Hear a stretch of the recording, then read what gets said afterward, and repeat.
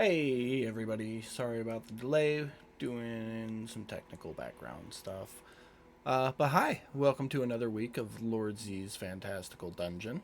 Brad is listening in, hopefully contributing via Discord on his drive home. He will be joining us within the next 30-40 minutes, hopefully.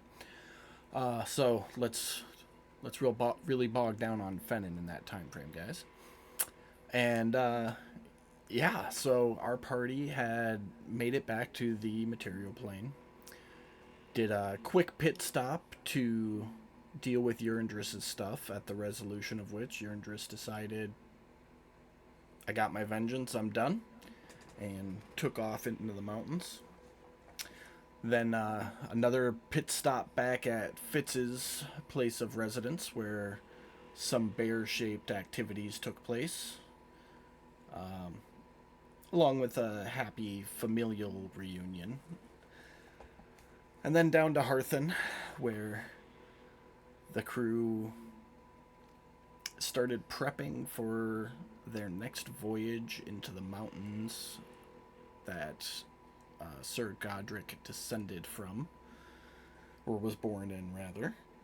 And doing the right thing, trying to help a shopkeeper, opened a can of worms and ended up spending an entire day walking around trying to make nice with the Thieves Guild, who, per Godric's words, serve a purpose for something other than target practice. And got their shopping done, and I think they were about ready to. Oh, and Fitz got a new intern. We'll go with intern. His name is Follow. He was a member of the city guard and is directly responsible for having killed the king's dog, and was looking for a pay bump, so he joined the crew, at least temporarily. We'll see how things go. And yeah, I think we were about ready to take off, unless anybody has a mulligan. While you guys are. I don't play golf, if that's the wrong reference, I'm sorry. But if anybody has anything here in town they meant to do, if anybody thought of like, oh fuck, I forgot to pick this up, now is also a good time for that. Should we get more spices and stuff for cooking? So when you got back to the ship, we didn't really get a chance to narrate it, but when you got back to the ship, the Church of Apollo has delivered multiple crates of food and vegetables and spices and ale, and you guys are as set as you will need to be for probably months in terms of food. Never mind. Not so.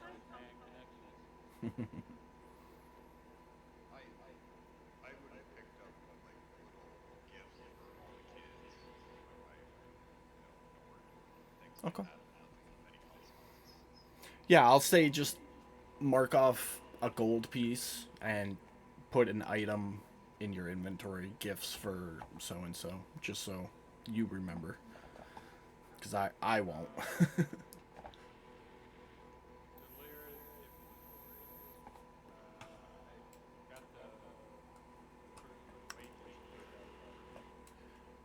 Yep. So the crewing cost shows that the dwarves have been paid up for the next 10 months, and Follow has been paid for 1 month, which I'm assuming is the duration of his internship, assuming he survives that long. The inventory list, I might have forgotten some stuff that the church delivered, but for the most part, I've got it updated. You've got your extra sale. Oh, that was that was before I made the crew list. So,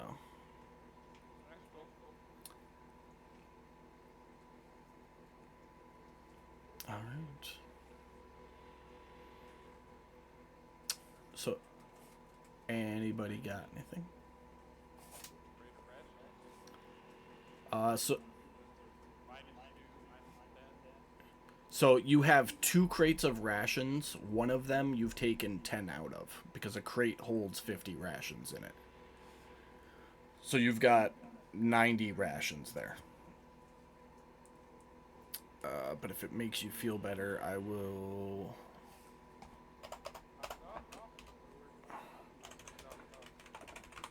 do that and just break it down into individual rations for you.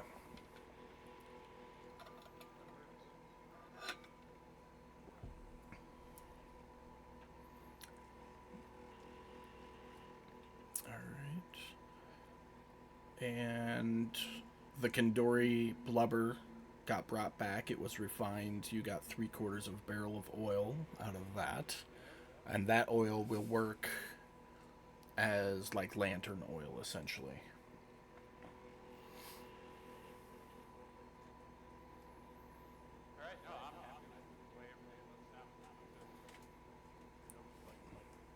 Okay. The 2 shoed horses also got delivered. They are on the map. There are no tokens for them as of now.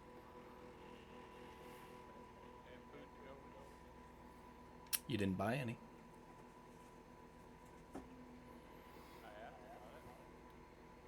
I don't remember. You probably did.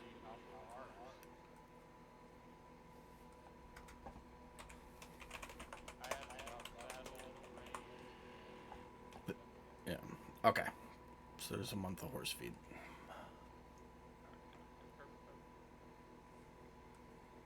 All right. Anybody else got anything?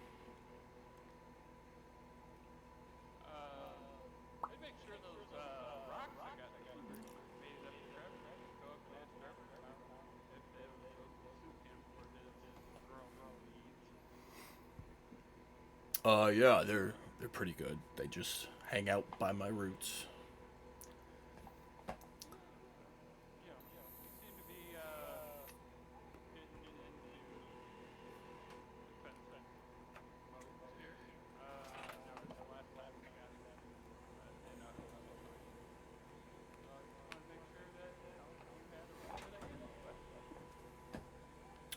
Appreciate it, Godric.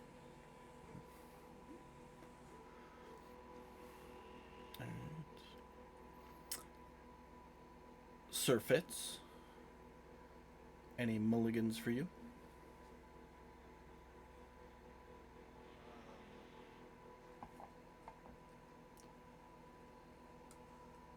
Yes, I would have gotten my small red silk like scarf thing. She's one of my orphans. The Red Riding Hood. I'm literally gonna put a Red Riding Hood in your inventory.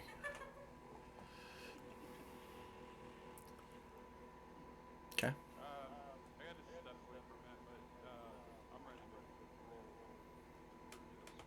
Okay.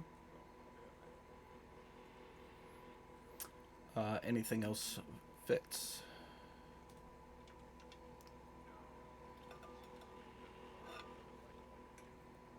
All right, Miss Holly.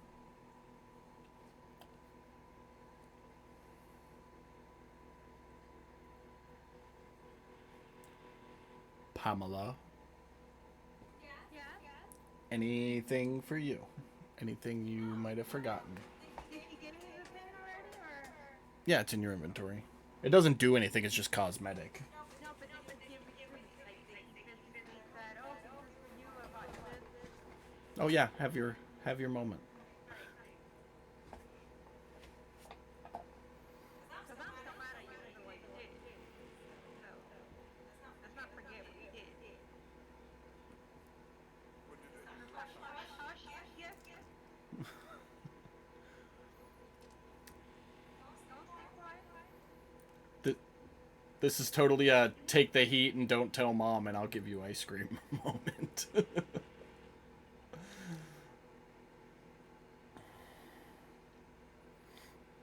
Pam, do you remember what he did? Absolutely, of course Okay. I do. I had him deliver the airline savings. Of course I do. Just checking.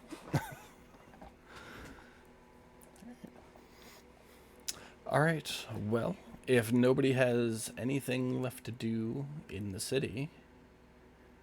I actually had an idea. Yeah. Okay, what's up? The this she sits in a chair, right? Yep.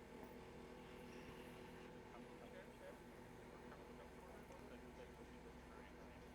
It's pretty comfortable. She's never complained. I mean, like cushions, get her to have Yeah, the recliner option. it's like a sofa cushion, but she does the Indian style seating in it when she goes into a trance. So, And I mean, I figure if the girl's got to sleep in a chair, damn 24/7. Let's make sure it's comfy for her. okay. Let's get her like one of those cat campers. Get her a snuggie. Well, with everybody set in and ready to go, you all gather at the helm to plot your course. So you are currently in Harthen, which is here. And down on the mountain range, I just hand drew the little figures there, but the little hut was your village, Godric, and then the quote unquote castle is where the dragon you knew was last seen. Or slain, rather. Okay. Yep. And Miss Holly, you would know that that castle, it's not an actual castle, that's just the symbol I used, but that's where Cug had taken you. So, I'm proud of you, Cub. I need to know what route you guys are taking. If you're going direct from Harthen, if you're going to go east and then follow the ridge, if you're going to go around and approach from the south. Here in Lothran, we are going straight there. We're not even like a twitch. Okay. So you're just going to lift straight off from where you were and get after it? That is correct. Okay. And who is piloting? That's a good question. Well, since we have the course set, um, Tali, would you like to take the first pass of the flag or something, and then I'll come in for the second half? Yeah, I'll do the first half. That's fine. Okay. I'll split the job. Okay. If I remember correctly, it is first thing in the morning. You're looking about a day's worth of flight time.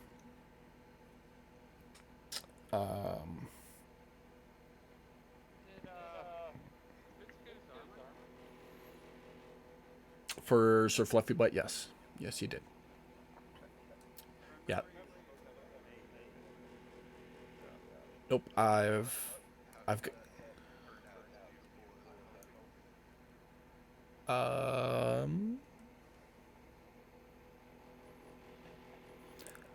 as beautiful as it can for the lack of elegance in the forge you ordered it from. It looks a little rough. Like he obviously put in a lot of work shining and polishing it. Probably could have spent more time actually forging it.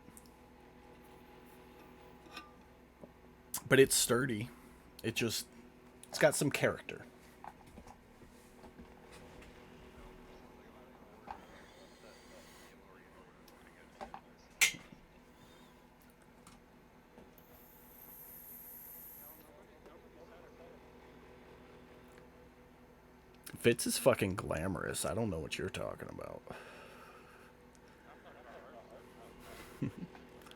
About the earthy here in the north. It's sturdy. It'll get the job done. We just add a little grit.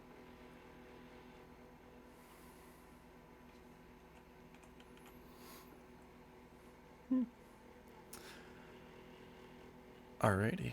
Are you guys sailing straight up to the cave, or are you going by your village? Let's. I have some really bad memories of the village, but I think that would be a good spot to stop at. So let's just start with the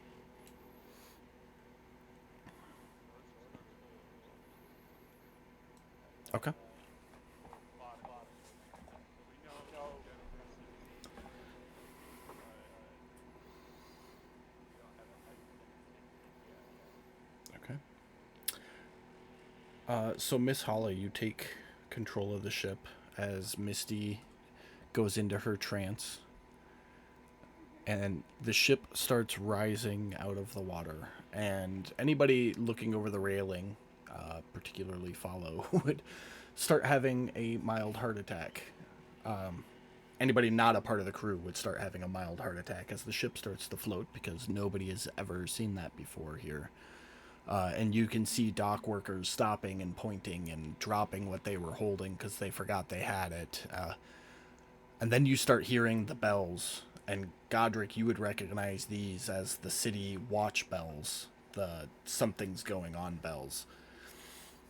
Yeah, I'd step out to bow Okay. and just wait.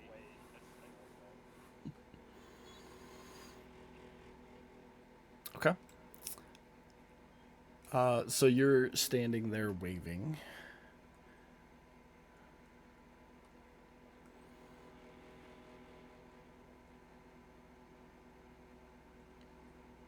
Okay.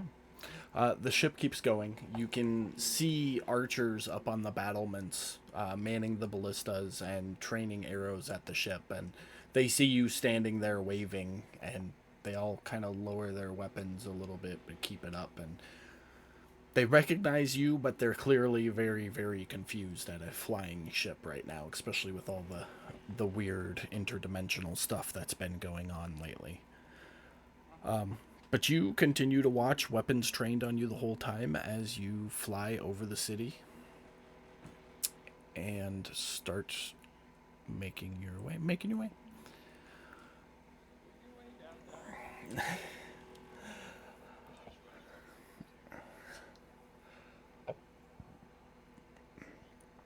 But you guys are well on your way. Is there anything you would like to do while you're traveling?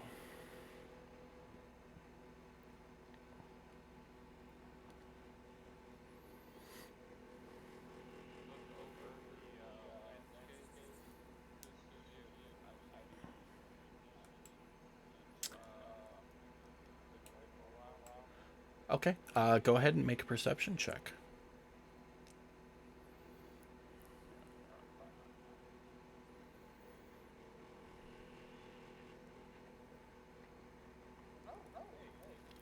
Hey, Even from this distance, you can tell that Ron's fold has not been repaired yet. It is still very much a war-torn city. A number of buildings were razed as there was a fire, if you recall. To the west, you can see Erksfeld, the garrison. It's kind of like the Helm's Deep of Lothran, if you will. But you can see it. It has been reinforced, re-improved. New trenches have been dug, so it kind of looks like a World War One battlefield with just layers of trenches surrounding it in anticipation. The land itself leading up to the crossroads, there's some signs of skirmishes. There's some broken down wagons. How high are you guys? I didn't ask that. What elevation are you flying at? trees, Okay. So just maybe just a little above each other, and not that high. so like 1 to 150 feet off the ground. Okay. Yeah, so you can definitely see that there has been some skirmishes. The equipment laying around, the wagons that were clearly hit by something, and it wasn't just a wheel fell off and it couldn't get fixed. As you get farther south past the crossroads, you can definitely see that there's been more fighting down this way. There's actual battlefields where it looks like a full-on skirmish had taken place. And there's a little more smoke than usual rising out of Schluberg, which you can't see, but you know where it's at. There's a clearing. You just can't see the building because of the trees.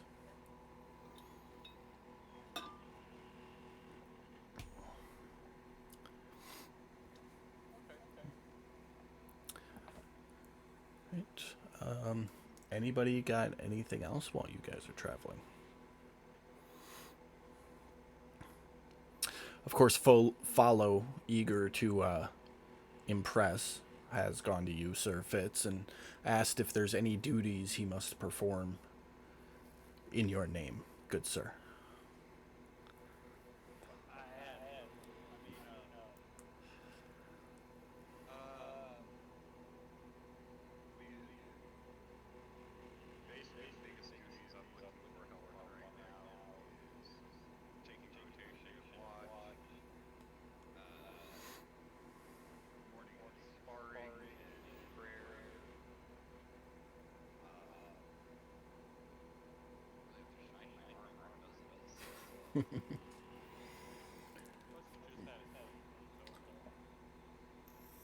Um, basically lend a hand where you can. Just every morning before breakfast, we have an hour of sword training, followed by preceded by and followed by a small prayer. He will be at all of them, with the note that he will not be praying at prayer, but he will silently and respectfully attend. Fair enough. While speaking to him, you would also notice he has rid himself of all of his guard equipment and clothing. He now wears half plate armor and wields a long sword, short bow, and a shield. You do take notice, though, that he maintained his manacles, his handcuffs, from his days on the guard. Because every ex-cop knows you keep a pair of handcuffs. Period. End of story. Shake your head all you want. I got like 4 pairs from my time. I'm just saying. Never get And he also has like a warning horn.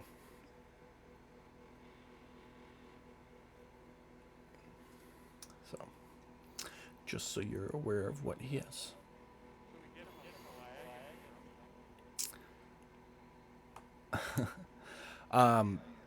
Be- Could use those abilities. beyond that, you recognize that above table, you would recognize that he is a warrior, so a fighter in that sense. Yeah, that's all I'm going to tell you about him. Figure the rest out yourself.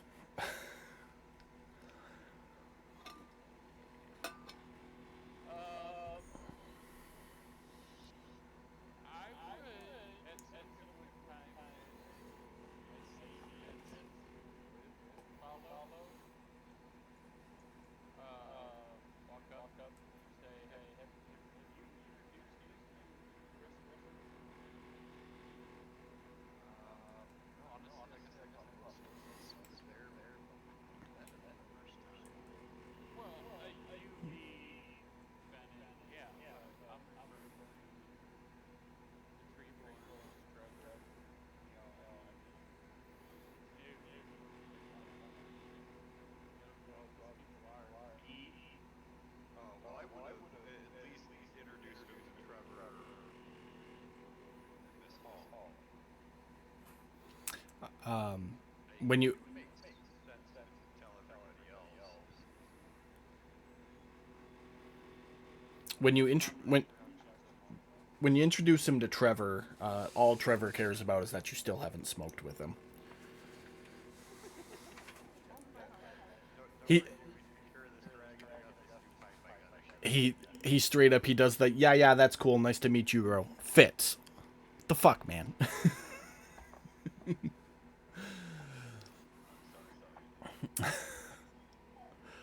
sorry. Yeah, introductions would be made whether you make them with him or he does it himself. He's a pretty chipper guy, doesn't have a problem going around talking. Just go on and on. But Thing image what? as you're there, Godric, I didn't think about that, but that's funny. as you're there, Godric, he will turn to you and go, Sir Godric, it is morning, and my Lord Fitz has yet to see me perform, but we are supposed to spar every morning. Would you mind sparring with me so he can observe and give me notes on where to improve?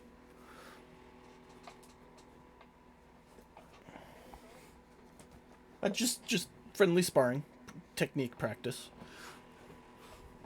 With or without weapon? with non-lethal, of course. Unless you unless you crit and go over his max HP, in which case, oops. I just won't add any to my strength.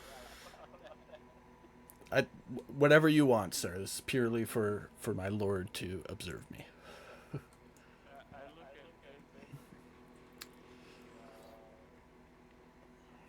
it a foot? Kind of pretty unusual. That's fine, man. I'm just trying to get him to stop calling me my lord or stuff like that. The medieval term is "I have your leave." You're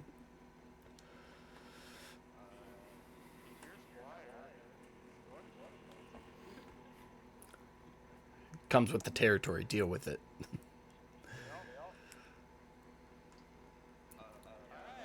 sure. Okay. Alright. Fine. Kind of where we are a little bit. So that gap around us. And mace frustrated a little Which bit. instant What you got?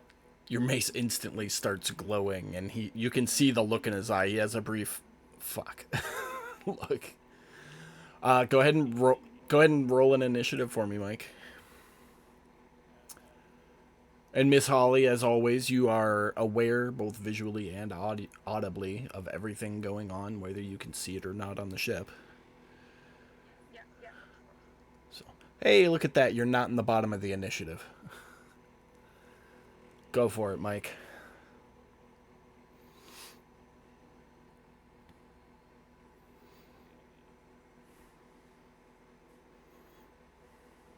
Well, this apprenticeship is off to a good start. He already knows initiative like me. You go to swing your mace at him the first time. He quickly ducks out of the way. Anything else for your turn? No. All right. I've been watching Fantastical, so I'll figure out what fighting style he uses. Okay. He swings. You bring your sword up or your shield up and parry it away. And go ahead with your next strike.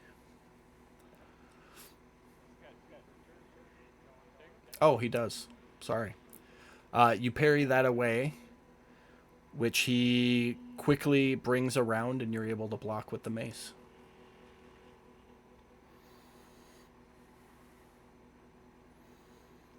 Oh shit. Just do it. I can take it.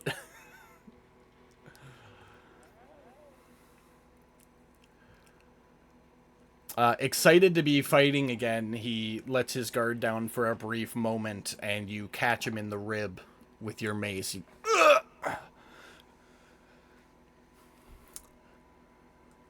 footwork.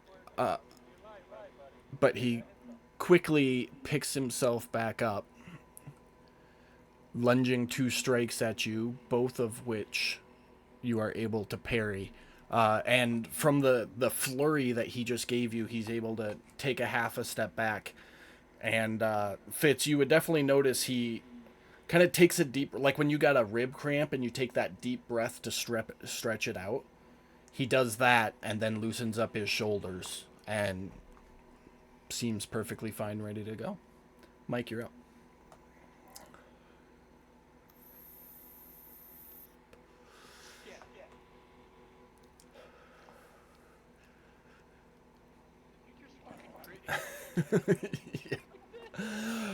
You come down with an overhead swing, and he gets his shield up to block it, but it hits with such force that his shield smashes into the top of his head, giving him the 10 bludgeoning damage. But again, he's quickly back at you with a nice uppercut, hitting you for a little bit of damage there. And then he follows through with a side swipe, catching you again. You're up.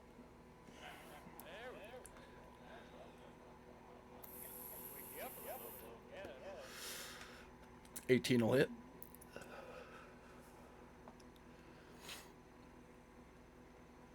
5 points there.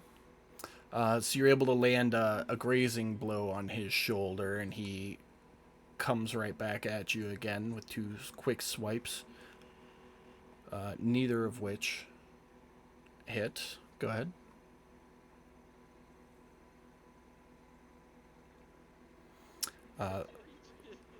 That'll hit.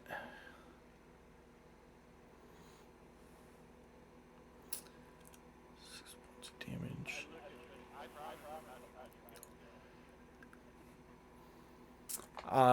At this point, he stops and he puts a hand up. He goes, he's clearly it's been a while since he's been in a good fight, but he stops. Thank you, Sir Godric. That was very educational. I feel for both of us.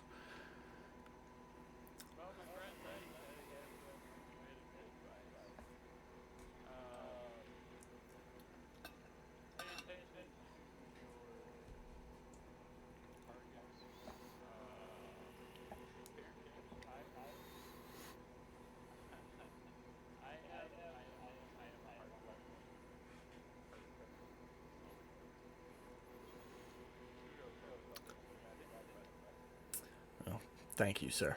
I've trained hard. Fitz, go ahead, and I'll say Godric as well. Go ahead and make insight checks, both of you. And Miss Holly.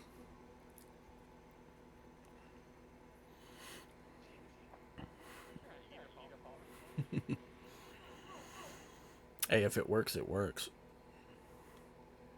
You gotta keep those dice, though.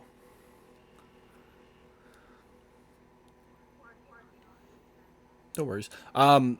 You don't need to roll, Pam. You'll notice everything I'm about to tell them because they rolled high enough. So you guys would have reached the insight that he is strength based. He's got a little bit of dexterity to him, but he is strength over speed. He's got about 50 hit points, give or take, and an armor class of 18.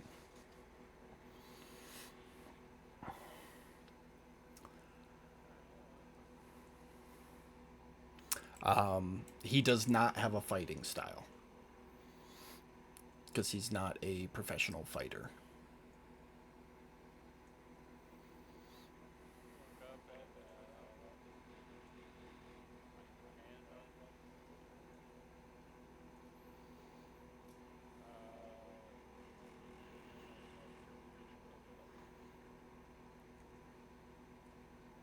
And don't forget yours back to you.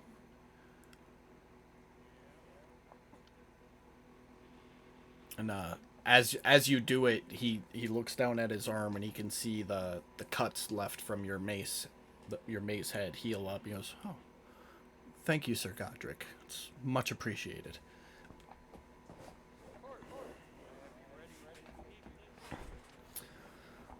Well, I'm here for it.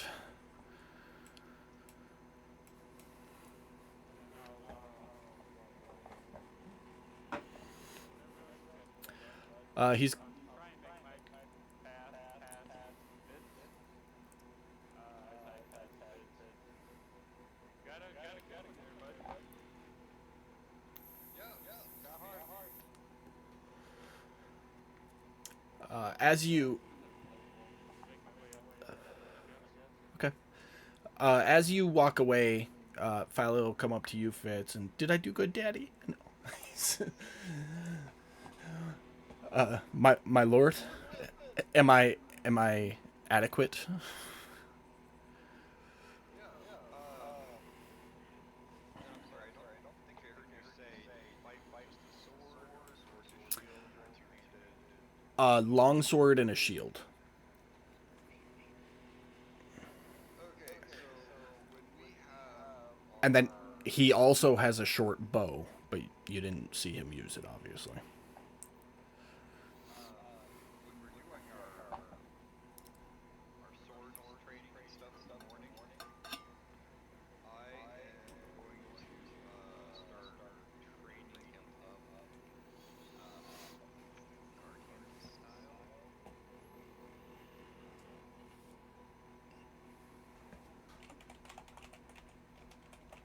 Protection. Protection. I'm gonna start training him up with that. View, and I am training him combat sim fighting style. Okay. That's my goal.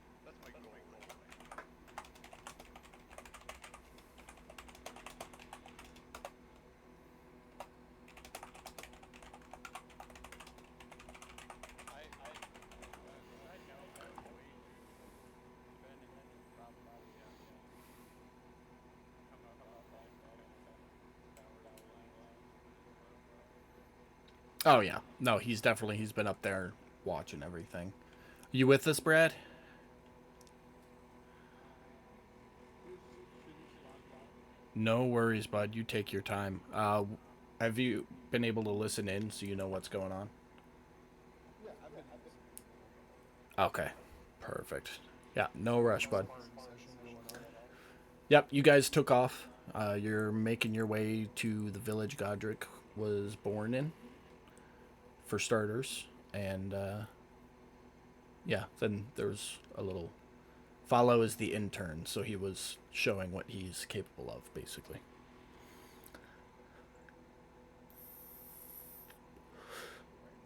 But alright, anybody else got anything for the flight?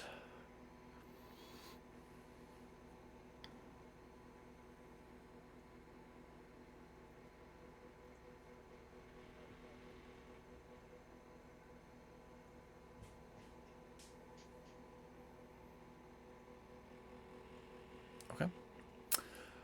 So the flight carries on. It's an all day event. As you get just east of Schluberg, uh, anybody looking, make a perception check. Godric, you would definitely be one of them because of what you noticed earlier.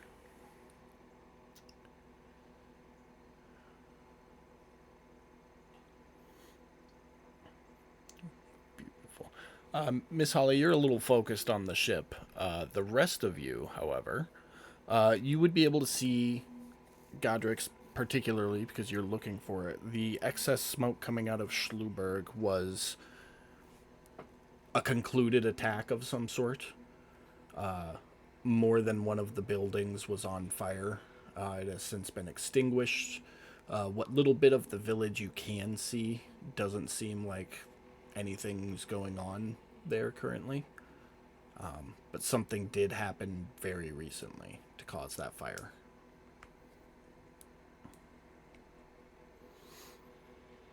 And it was multiple buildings on different sides of the village.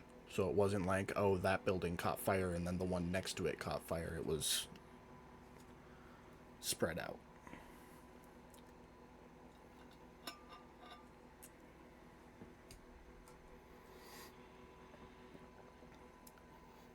If there's anything you wanted to do with that. Definitely interesting.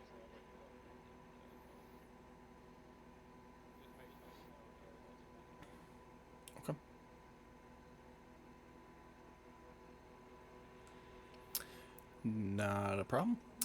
The trip carries on.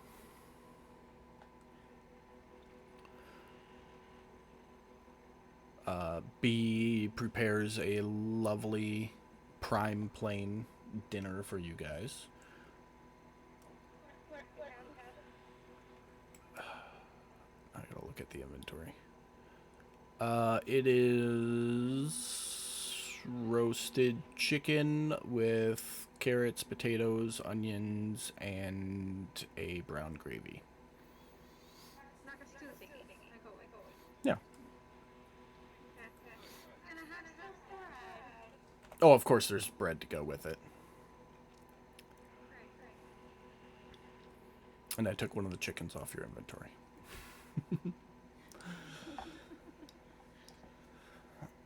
Alright.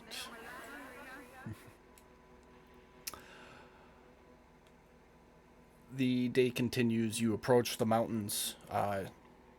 You realize well ahead of time that you're going to need to gain some elevation to get up into the mountains. I'm assuming there's no opposition to that happening. How do I do that? You tell me that you want to fly higher, and I say, okay, you're flying higher. So you raise your elevation and find a nice little like valley between two mountain ridges. Godric, you know that it's not up at the top of the mountains, but you need to get into the mountains to get there. And if you recall correctly, following this valley will take you straight to it. I would wager that good shape flying high.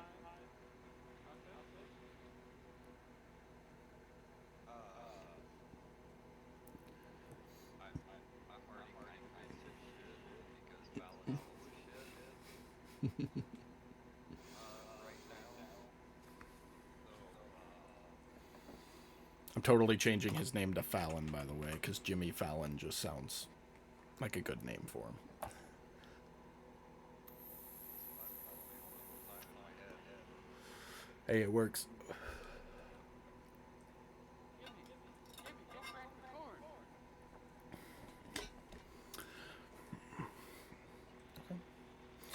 corn. So you continue in the ridges. I need everybody to move their tokens to wherever you are as you start to enter the valley.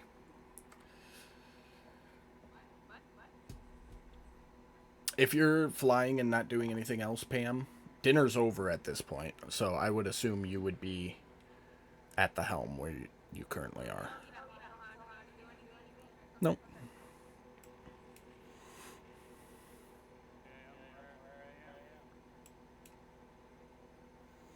Okay, I'm where I am. Fallon is going to take some personal time below deck.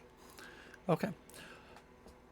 So you are flying through the valley of the mountain of the shadow of death. Because I couldn't get that out of my head. And a strong crosswind comes over the top of the mountain to the south and essentially bashes into the ship. And I need everybody on deck, not in a cabin, to make a dexterity save for me. So that'll be Fitz, Fluffy, Fennin, and Godric.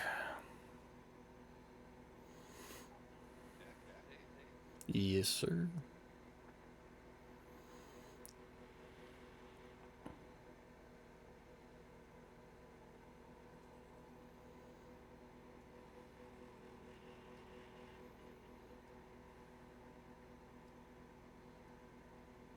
And Fluffy Butt as well, please.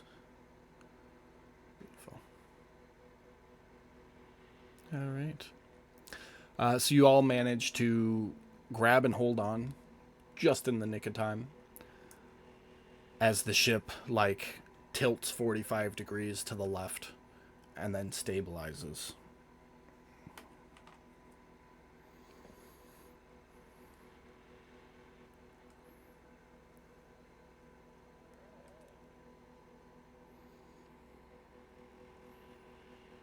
I'm waiting for Miss Holly to yell, sorry, like she usually does.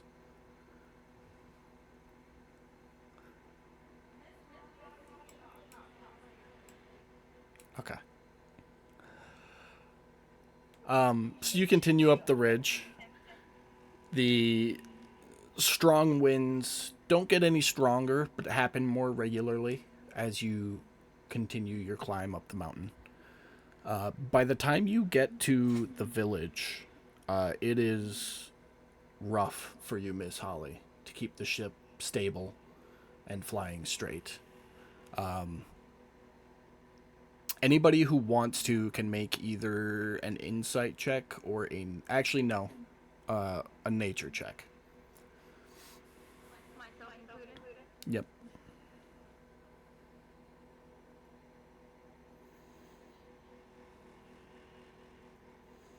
I don't need no trees. I got Apollo. I'll do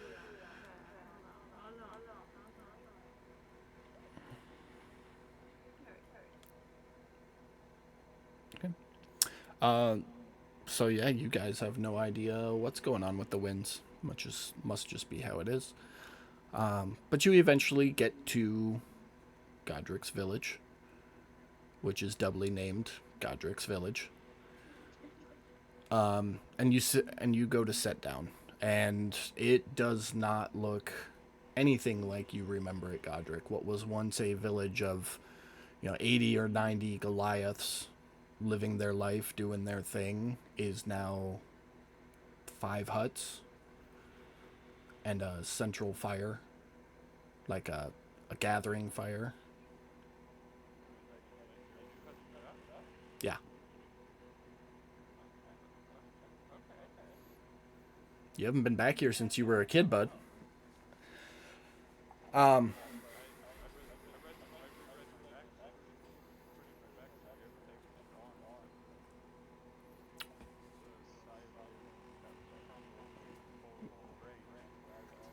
that was when you left. This is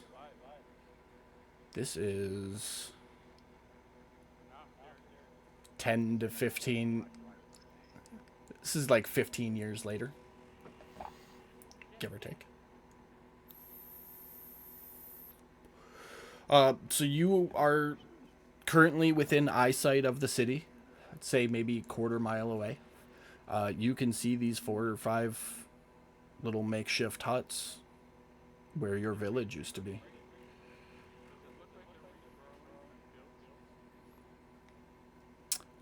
Everything is frozen over currently. There is snow on the ground at this location. Do the fields look more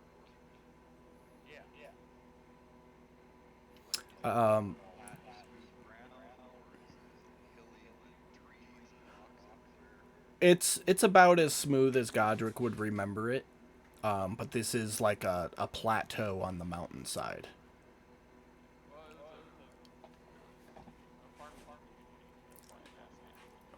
Mm-hmm.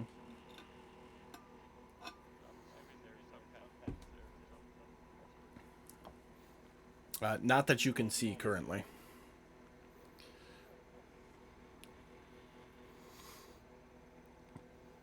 But you can see these 5 huts. You don't see anybody there currently. What do you want to do?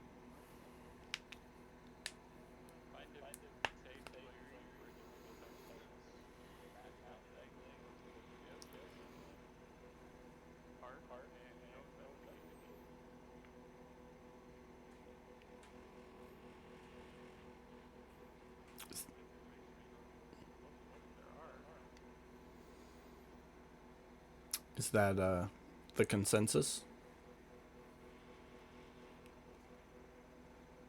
It's Godric's call. Okay. Not hard to find a clearing. What was once, as you remember at Godric, large fields, is now only 5 huts. So there is more than enough space to put the ship down pretty much anywhere, including right up next to the huts. So my question is going to be, how far away from the huts do you want to be?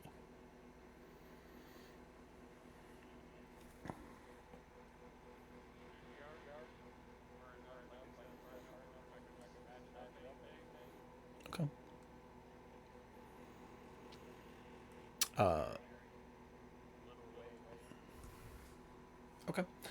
So about 100 yards off from the huts, you go to start setting down.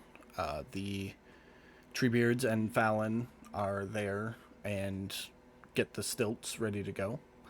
And the ship lowers and softly touches down, and you are landed.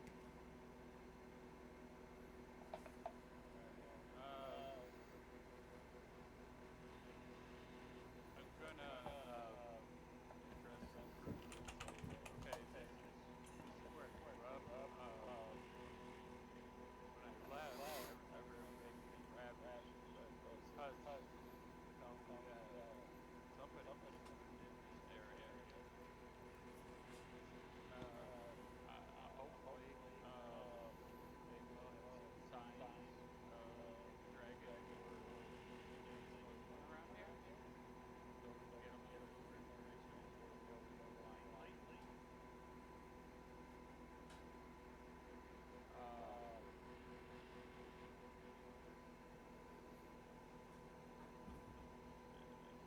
I'm thinking if the crew wants to come with me, they're more than welcome to. But this way, I'm just hosting a very small. I don't even know what you call it. Settlement. Vacation right there. Oh, well, if you want. All right. Yeah. No, like I said, I'm leaving whether you guys come with me or not. Like I said, I'm taking it with me to see if there's anybody here, sneak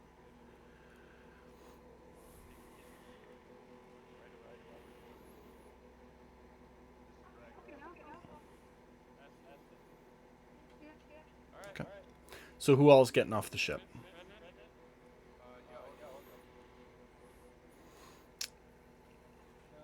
go. I'll go. As go ahead. I was just gonna say I don't remember if I have a claw. I know I have the hat, but I couldn't remember if I have my claw. What? Like a schmuck we were talking about. You did say you were gonna get one, so you can put it in your inventory and take off 3 silver. So I would go, but I would have my crew ready if I needed to go. Okay. All right. So all 4 of you are going. No, Brown's not gonna be there. And Fallon is going to be on your hip as well, Fitz. All right. So is Sir Fluffy Butt coming with? Yes. Okay. So the 6 of you then get off the ship. The crew members will stand watch, Miss Holly keeping the ship ready just in case.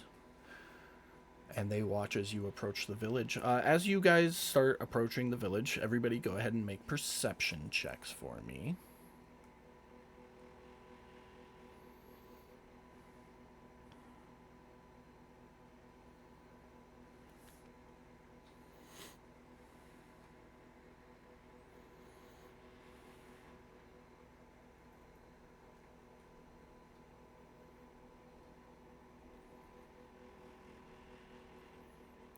Okay.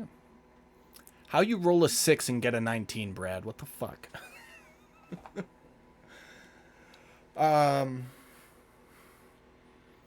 So all of you, as you're approaching, you're obviously keeping an eye out and being aware of your surroundings. The first thing you notice is it's not currently snowing, and there are no footprints in the snow. The second thing you notice is the buildings themselves, 4 of them being smaller, about the size for a family to live in, and the 5th one being larger and shaped more like a storehouse.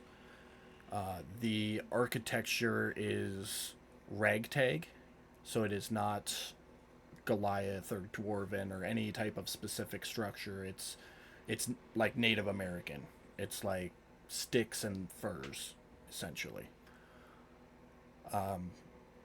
The fire pit is built up like it's ready to be lit, but shows no sign of having been lit recently. Like all the wood in it is fresh.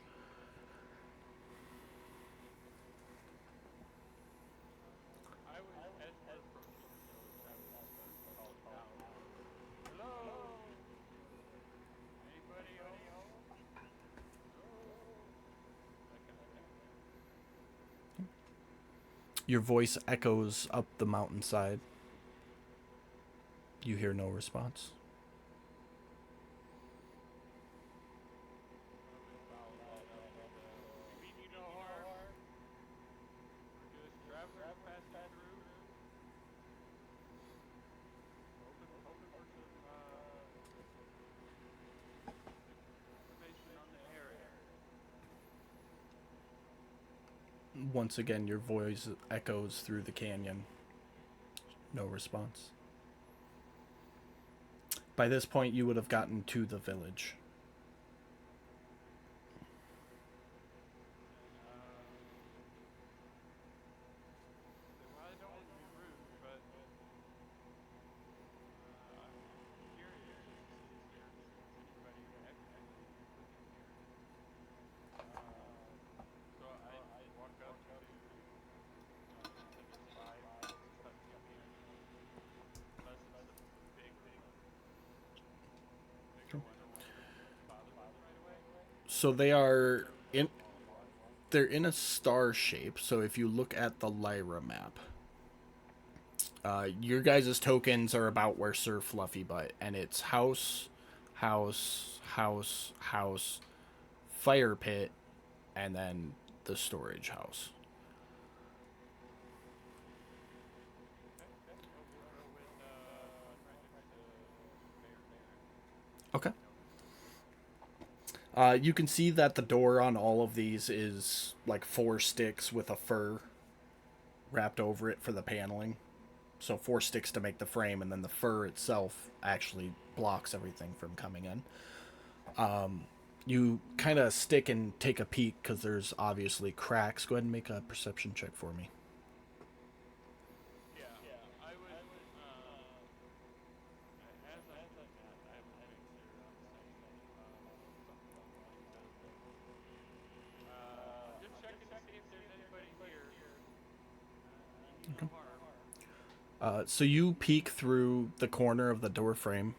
You can see 3 bedrolls, a fire pit in the center, and a small table towards the back. On the table is some like bread rolls, a bag of flour or grain of some sort, and a half burnt candle.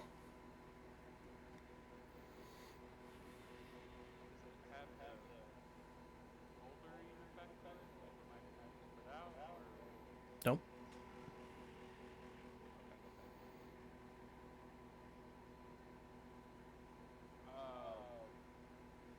Say if you guys want to make this fast, if you guys want to check the other huts around and see if we can find anybody.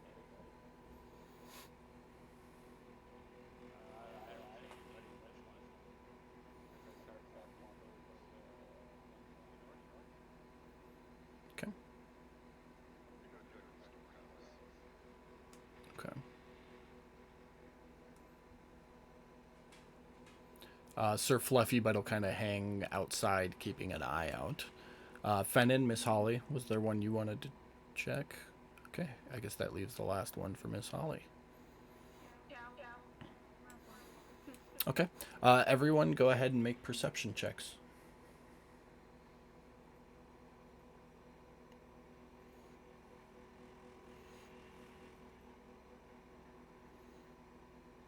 Decent number.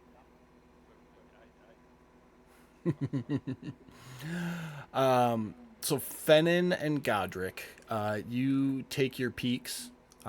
Very, very similar to what I just described. Think your typical medieval shack, essentially. No signs that anybody was there recently.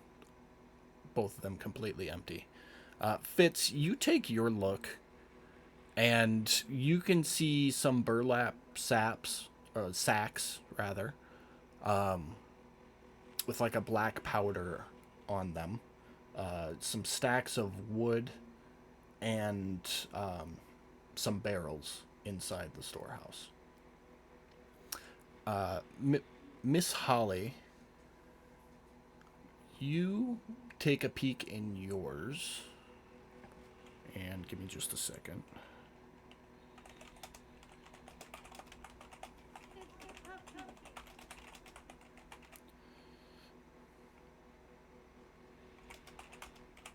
Oddly flat this round. Funny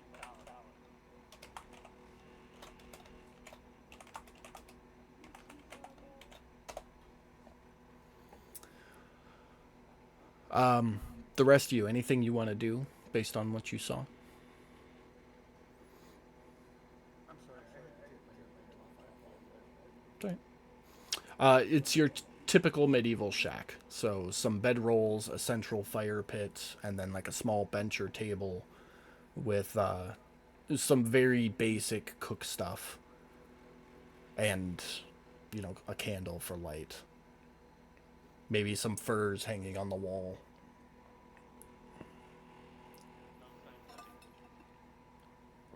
No signs of No signs of people. Correct. Not seeing anything here either. Anybody else? Miss Holly, you doing anything? You're muted. No. Okay. I'll step inside and search, see if there's any signs of people. Okay. As you go and step inside, there is a crack of bright light, and I need you to make a dexterity saving throw for me.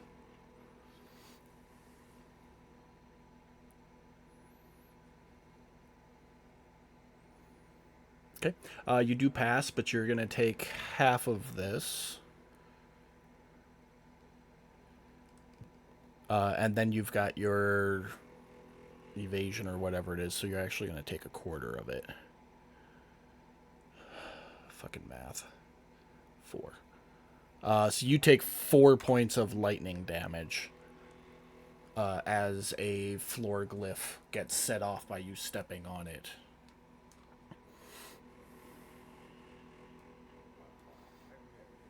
Immediately back out of the house. And say, well, there's more to all of this than what we see. Just prepare yourselves, it might be a little shocking. I want to go inside. Okay. Roll a dexterity saving throw for me. Mine.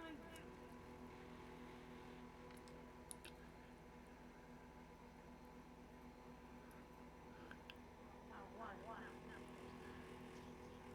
How about an 11? That's beautiful. As you step into your hut, you see a skull that you hadn't seen previously. It was like just around the corner. And when it sees you, its eyes light up and its mouth moves and it says, "Ha! You're too late." And then another flash of light as you take 19 points of fire damage from an explosion going off. The fire The fire explosion sets the hut on fire. No. Not a hot fire protection. Nope. I am calling the firewall. Fire protection. Should have bought some fire resistant stuff while you were in town. Damage am I? 19 Yeah. plus 3. Except now you're 25 as you're still standing in a burning hut and the fire hits you again. Fire resistance sounds like fire.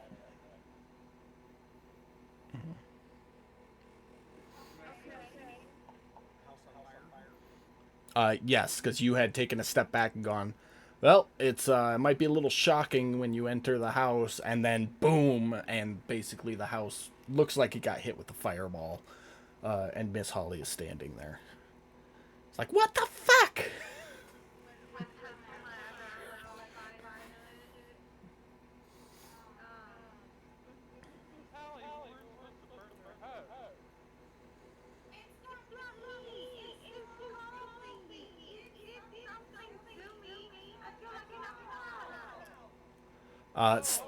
Still standing there screaming from the inside of the house. You're going to take 2 more points of fire damage, Miss Holly.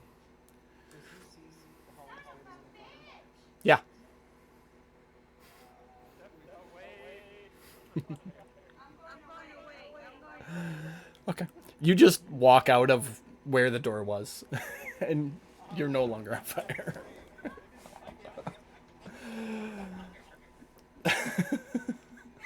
Holly, please don't fire.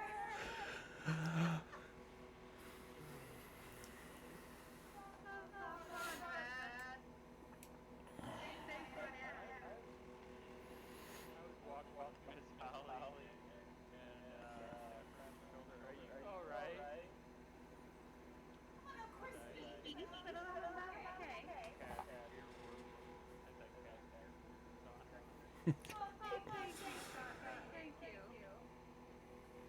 I'm back to my normal texture. Well, let's not walk into the enemy forces. Yeah, Yeah. rookie mistake. Would say that, Peterson. Where's Fitz? Where is Fitz? Turn and look at the silo. Fitz was at the storehouse trying to decide if he wanted to go in or not. Then he sees a bolt of lightning come out, Bennett step out, and Miss Holly sets the house on fire. I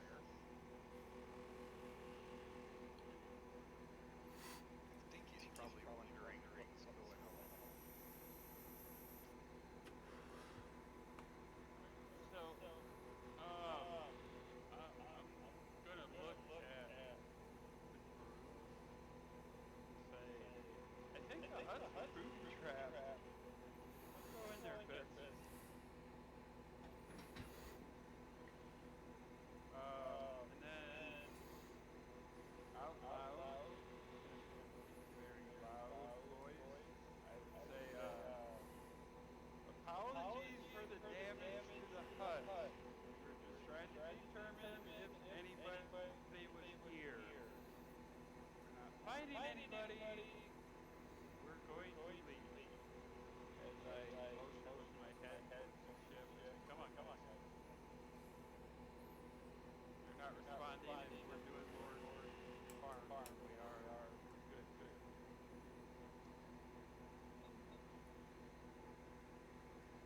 Do we even know? There's a grain silo in town? Best you can tell, there's just that one storehouse. And I really didn't see one in there, did I? Like just bits and pieces. Make an insight check for me.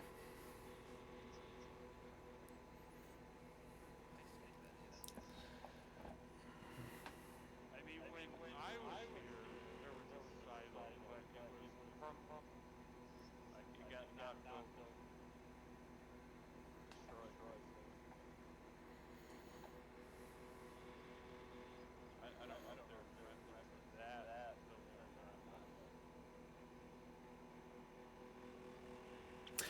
not. Even with a 9, you would recognize that half of the bags in that storehouse most likely held charcoal in them, and the other half held some type of grain. They look. I mean, do they look full or empty? Yeah, it's like three potato sacks. It's essentially of each. So not a lot, but enough where 15 people would be able to survive for a week, maybe. Is there a mine or someplace in this area where they could be mining charcoal? So there wasn't an actual mine, but you would know that there are coal deposits throughout the mountains, Okay. which is part of the reason why your village was established here, because trees don't grow this high up, but there was a readily available fuel source that just had to work for it a little bit. That was not my bad. I didn't know. Nope, I just made that up on the fly. Well, I made it up like an hour ago, but still. All right. Well, as we People either leave for the winter or they've left for some reason and they're not coming back. There's nothing here to maybe keep the village fed for a week. Probably not even that. yeah. Well, the thing is when I left, there was nothing. Every home, the main silo, the fields, that dragon wiped it all out. All the people. There was literally nothing but destruction when I came out of that silo. Okay. It ended up being some clerics of Hollow that helped get me out of there. And that's why I left, thinking there was nobody here. Seeing those huts gave me a little bit of hope that maybe somebody else managed to survive. And with us being so close to the supposed lair of this dragon, I was hoping we could find some information like flight patterns, comings and goings from that area, something like that. But just by looking for the people, we managed to destroy more of their huts. Not your fault, Masano. Said, don't worry about it. You didn't do that on purpose. Don't feel bad. I know how you feel. And then come back to the conversation by saying, um, with that said, no signs of people. They've now lost all their huts. I say we just get on the ship and continue north. The vicinity of where this dragon is supposed to be. Hopefully find him and vanquish his evil ass.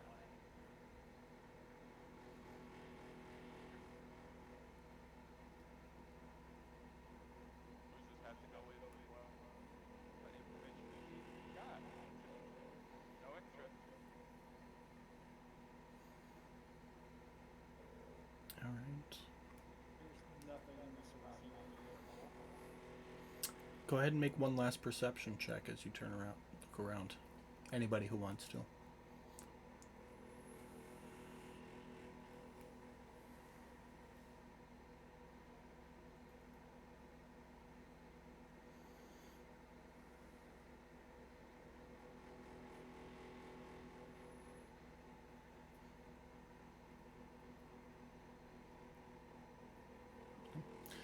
Um, Miss Holly's being Miss Holly, I guess. But Godric and Fennin, you don't notice anything unusual or out of the ordinary that you didn't notice the first time you were here.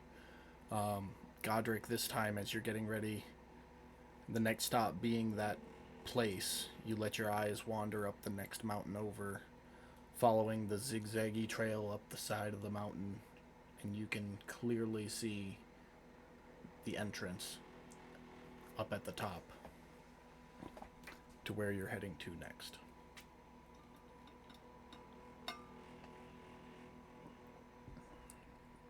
You would know from past experience, Godric, there is nowhere to land up there.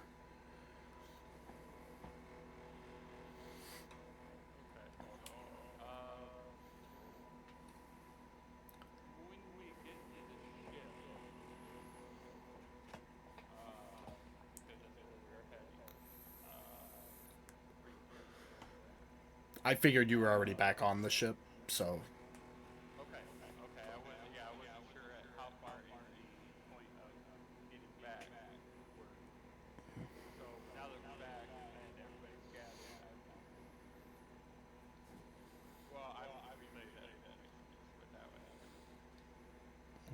From my knowledge of this area, which mind you is 15 years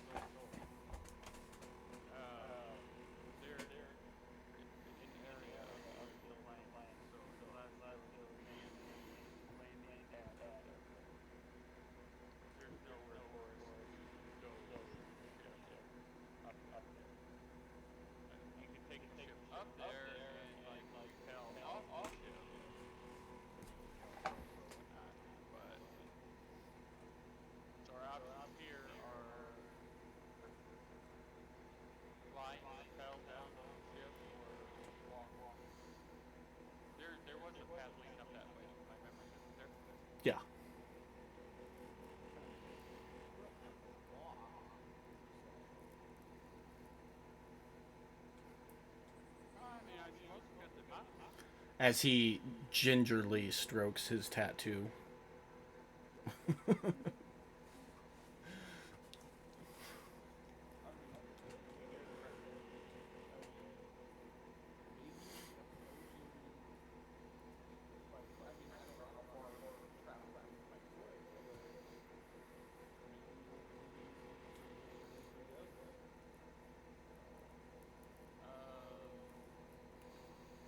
Sun's going down by horseback, maybe 2 hours. Was that a once a day spell? Find the seed? Yeah. But once you cast it, you have the horse until it dies.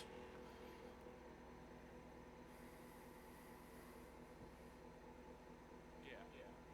So as long as it doesn't die the same second you cast it. Yeah. Because that's taking 5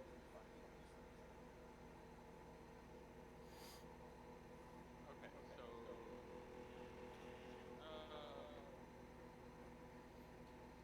well, it is getting late. We have accommodations here at the ship.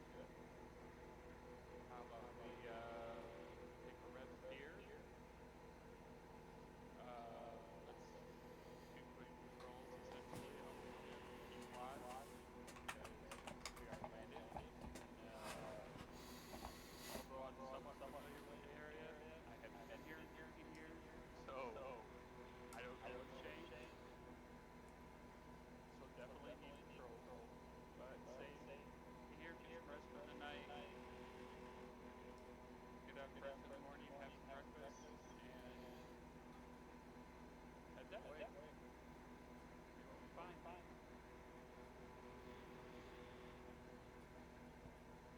Any objections? Nope. Hang out around the night. As long as you get some rest and you're ready for the morning, yeah, that's fine. But we are going up against major humans, so we want everybody on their A game.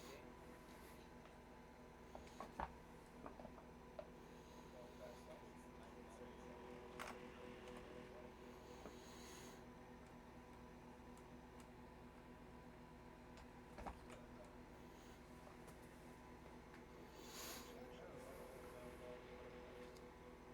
I don't know. I'll just stick around and look at everything.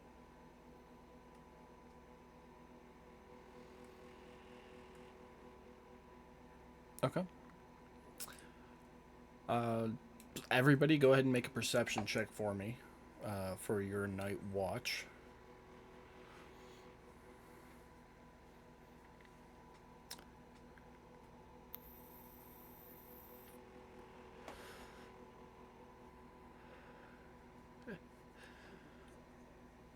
The only thing any of you notice is that, with the exception of Godric, is that you guys did not prepare to be this high in the mountains, and it is fucking cold.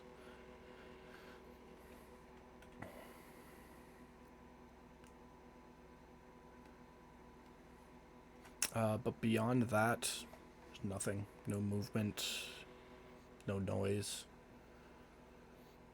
The evening is quiet. Erdan, were you going... Or Erdan, fucking Fennin. Were you going to patrol around at all? No, it's next door. Okay. Or around the ship. Okay. Sounds good. Morning arises. Mud sludge is made plentifully. Warm meals for everybody. And what are you doing?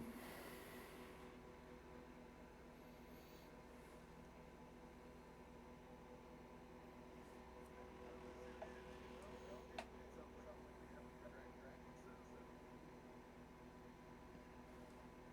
tally ho. Maybe we should return. Apparently.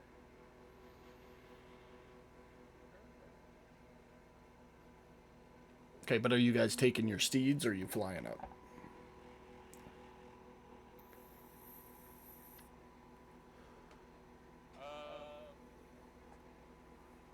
I mean, I don't want. I don't want. Miss Stacy to have to. I know she can handle it for a couple days, but if she doesn't need to, I don't want her to have to. So, my recollection from the village to the area we want to head to, what are we talking about travel wise? On foot, 4 or 5 hours. On horseback, about 2 hours. Okay, well, fun. Then walking is Okay. it's only 4 hours. That's going to be my excuse. As much as I want to whip this mount out, I When in don't doubt, like whip it using out. things. Yeah, well, I don't think I don't like using things unnecessarily. Okay. So you all start walking, unless anybody's got anything else before you leave. Nope. Long night's rest. Yeah. Let me give you guys that. Thanks for reminding me.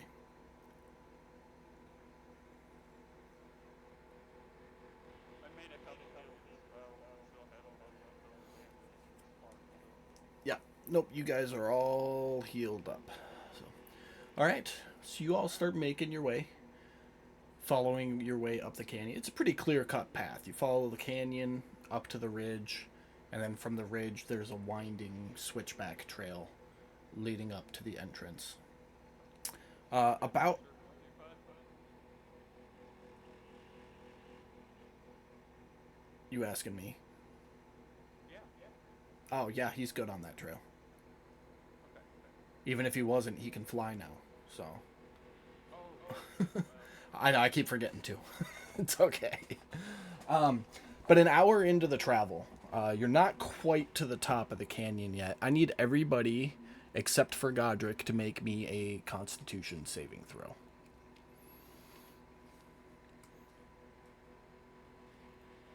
don't know.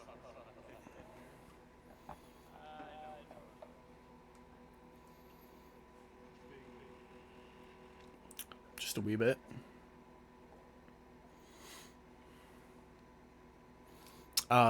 Fluffy Butt does not need to make one, but you do, Fitz. Okay. How does that affect my Constitution saving throw? I don't think it affects the saving throw, but let me adjust that. No, it does. It does actually, because your save is based off your modifier. So, all right, I got that adjusted. Thank you. Okay. So Fallon, Fitz, and Miss Holly. Clearly, you can tell that it's cold, but you're able to keep yourself wrapped in the cloak. Fennin, you are not used. Like, I don't even think you know what winter is based on where you're from. And on top of that, I don't think you're wearing shoes. Oh, you are. You're wearing your boots. But your toes have gone completely numb. You can barely feel your feet. You will be at disadvantage for anything dexterity based, which includes your ranged attacks, and your movement speed is halved. Good to know that it's gonna be cold up here. Just saying. I'm a Goliath. I don't need to think about it. I'm sorry, bro. Fuck me. I'm so sorry.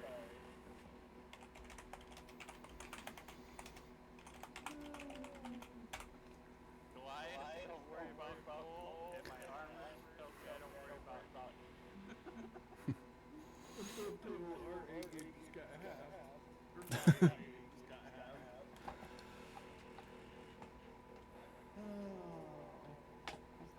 Just keep chugging along. Probably light him with a torch. Add a little heat, call it a day. Just walk with a torch in each hand, holding them right above your feet. Yeah, try, right? try to compensate. But for real though, are you doing anything, Brad? I don't. I'm You went to one, right? Yeah. I was there in February. I know that it rains, and then when it hits you, it freezes. Yeah. So you remember those days where you were just like, "Fuck this! This is cold," and you're just trudging along. Yep. You embrace the shiver so that you just kind of stop shivering. That's what he's doing. He's trudging along. Okay. Well, being slowed by Fennon's now disability, it takes the next hour to get to the top of the canyon. At which point, I need the same people to make another Constitution saving throw for me. I'm gonna keep my eyes peeled on this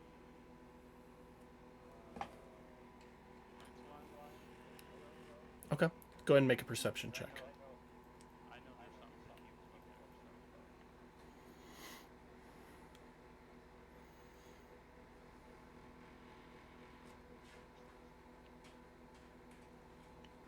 So Pam, how do you get a +8? Oh, because you're proficient on con saves. That's how. Okay. Yes, sir. Uh, Godric, you don't notice anything on the ridge. Um, the suck has continued sucking, but nobody's taken it too hard at this point. Uh, you guys want to switch anything up, or are you gonna just keep pushing? I will. I will. I mean, am I noticing Brennan having a little difficulty?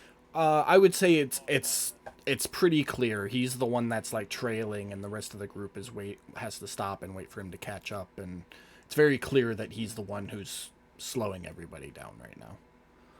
I kind of figured so as much.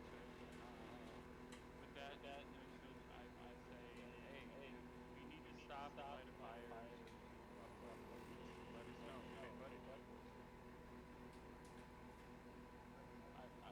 be I don't want always to nice to warm up, but it's not that healthy as soon as I walk away from it. As you're evaluating, Mike, go ahead and make a medicine check with advantage. See if I can get you some above table information.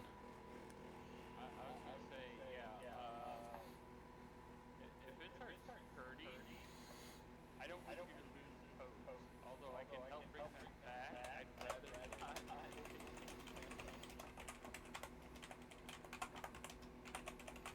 So, if it starts hurting, let somebody know. Stop and get you a fire.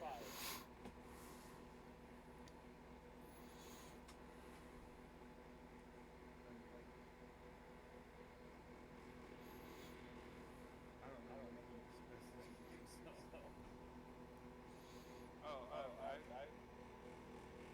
I know it's just me. All right. Any changes? Just Anybody doing anything? Just heed my warning. If it gets to be too much, let's stop and take a break. Get your up.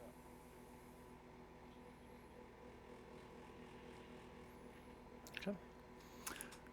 The group continues onward for another hour. You started to work your way up the switchback, heading towards the cave entrance. And I need another round of con saves and a perception check from Godric.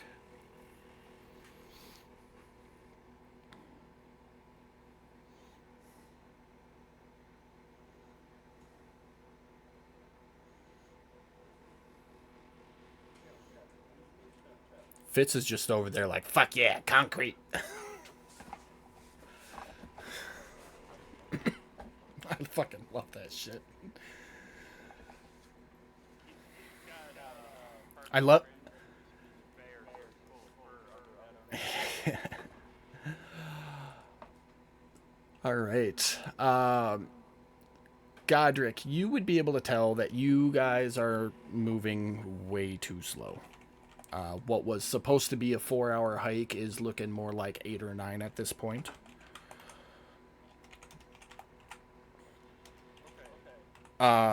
Miss Holly, the cold has set in on you. Your speed is halved. Anything dexterity based is at disadvantage. And Fennon, your right foot no longer hurts.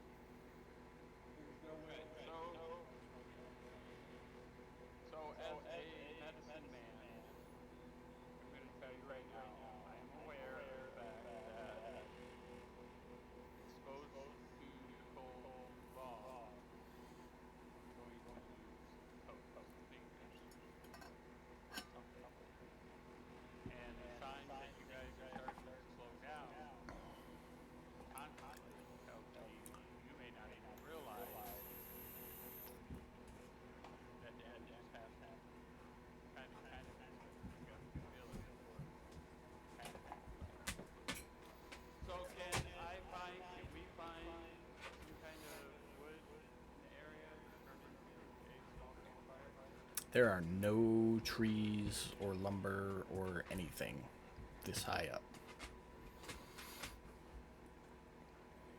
You would have to go all the way back to the ship to get anything fire-worthy.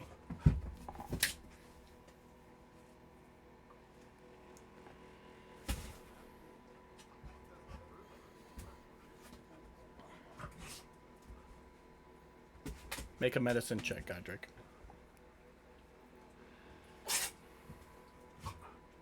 With advantage.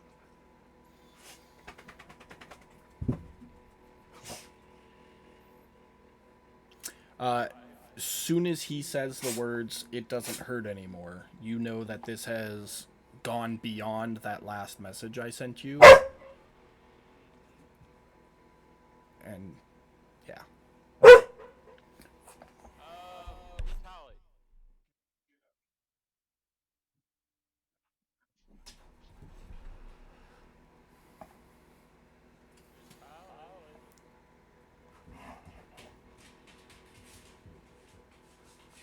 It's 10:30. She stepped away for a moment. Okay. Can I have my clean brain reset? You can. Him at all? If it was on fire? Does that... I got an even better idea, bud. I have 9 torches in my back. Can I take 4 of those torches? Would that be enough to make a little campfire with? Yeah. It makes something. Okay. Can't guarantee how long it's going to last, but it would make something. Screw it. We'll use 5. Okay. Make it into a little teepee, and I got tinderbox. Okay. Whoever's lighting it, make me a survival check at disadvantage.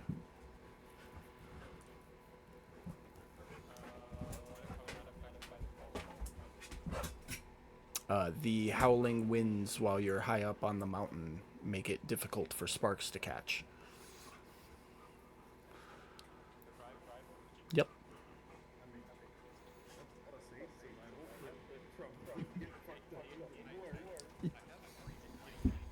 Okay,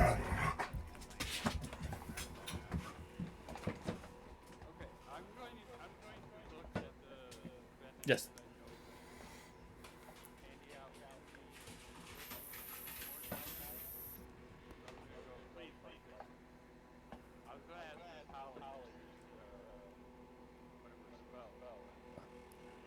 She goes, "Oh yeah, that's a great idea," and casts a firebolt at the torches, immediately catching them afire.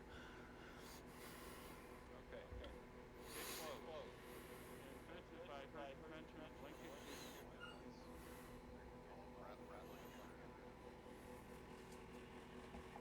Okay.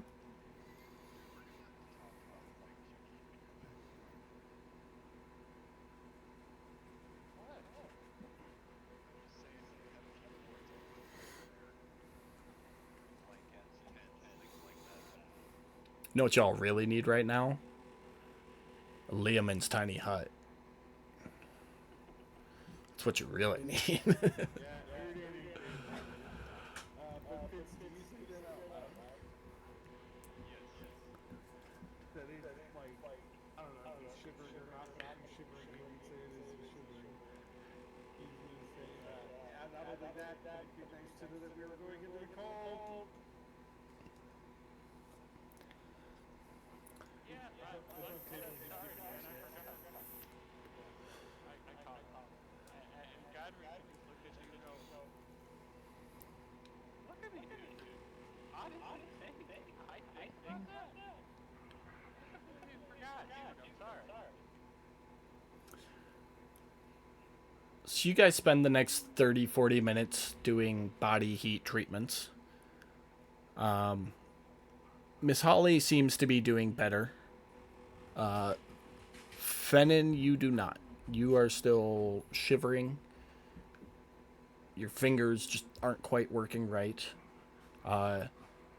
And it's not the sharp pain of the cold in your feet anymore, but it's a Make an insight check for me, Fennon. With advantage. Say, I'm not rubbing a green. Not You would recognize this as more of an achy pain, similar to getting hit with a poisoned weapon. So it's almost like a standing needle kind of ache. Yeah, but not like the everywhere sharp like you get from frostbite. It's a little duller than that, and it's in both feet. And it started like where your toes meet your feet, and it's been slowly crawling towards your ankle over the last 40 minutes. So he would relay that, telling me again he doesn't, based on the pain he's feeling, he doesn't think he's going to be able to go. You have very, very little time left on your torch fire. would lesser restoration with the medicine that I got, would that give lesser or even greater help?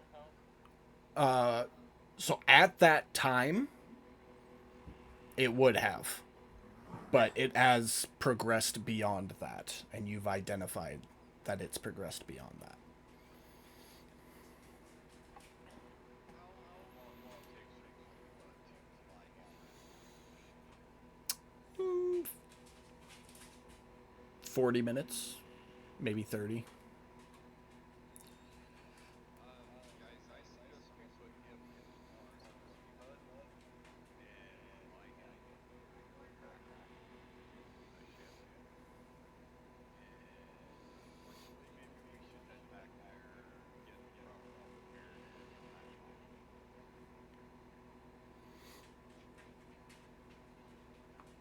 Not a bad idea. not have full resistance.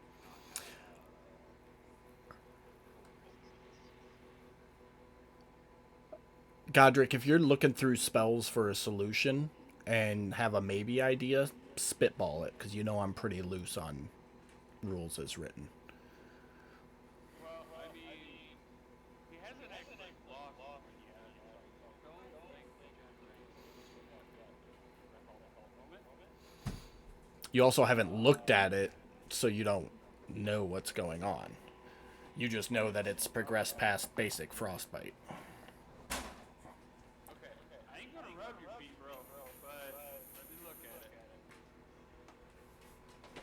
I mean, I kind of thought I did with the medicine check, but Oh, no, it was never clarified. But so, Fennon, you take both your boots off, and all of your toes have fallen off, which is why the pain started above them.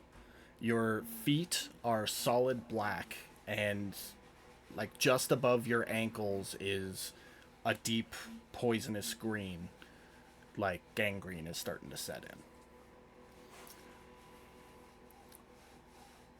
Yeah, we're gonna have to go back to the ship.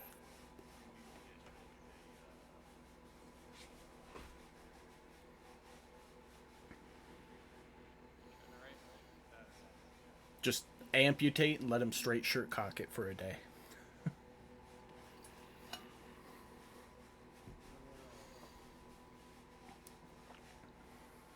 Yeah, that's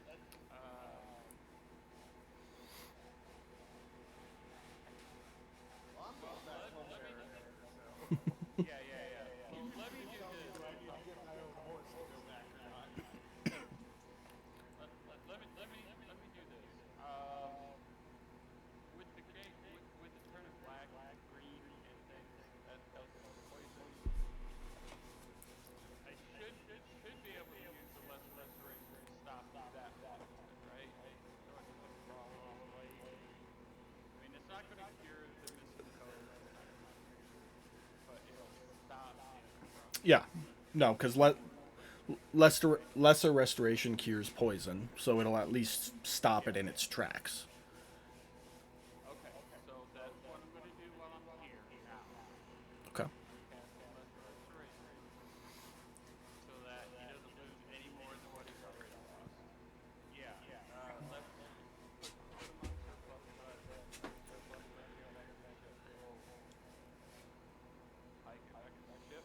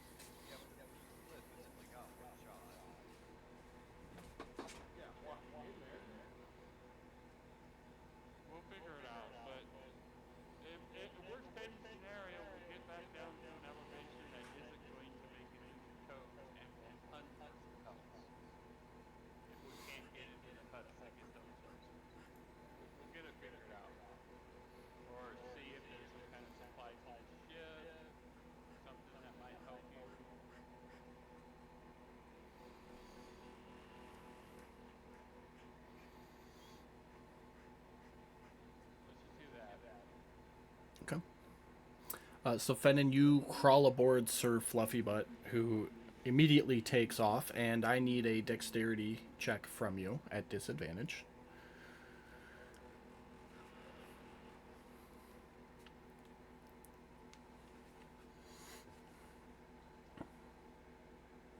Yeah, we got a trunk with 10 binder outfits and 15 sets of traveler's clothes.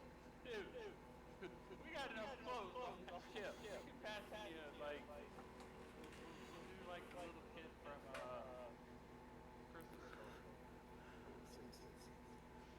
As Sir Fluffybutt goes to take off, you didn't realize he was gonna go as soon as you got on, and you like do a cartwheel and roll backwards off of him. He kind of stomps his front foot and does a horse snort like a laugh. Fits inside your head. He goes, amateur.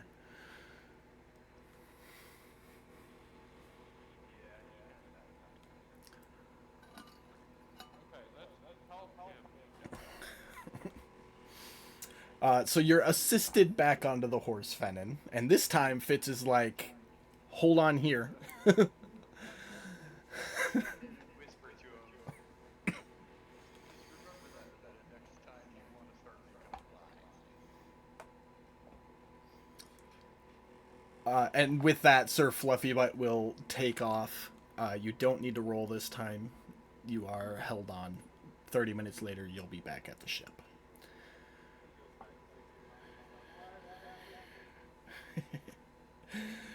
The rest of you start making your way back down the mountain, moving full pace now. It'll take you an hour and a half to get back, so at the end of that first hour, con saves for everybody, please, the three of you, with the exception of Godric, so just Fitz and Miss Holly.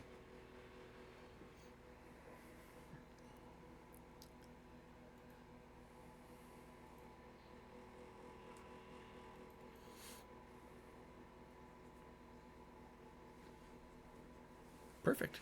No issues. You guys boogaloo back to the ship. Oh shit, Fallon was with you guys that whole time. He rolled the first con save and passed, and I completely forgot about him after that. But you all make it back to the ship.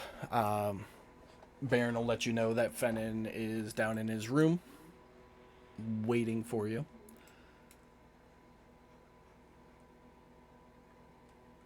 Have at it. Roleplay.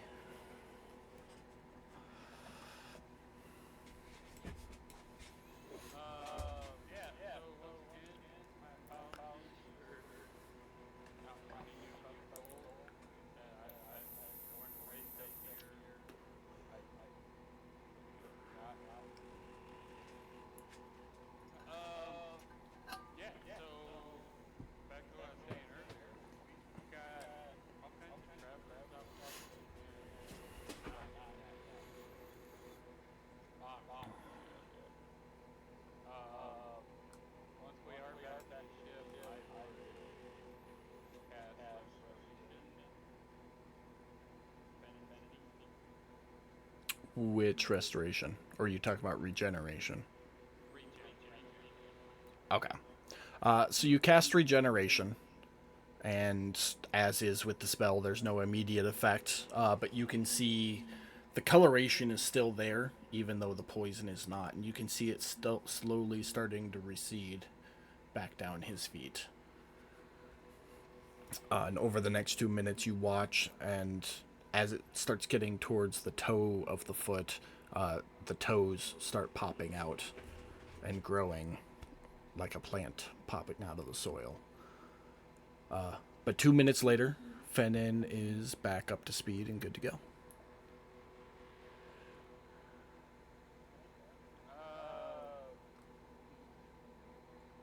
I'm gonna tell you right now that I have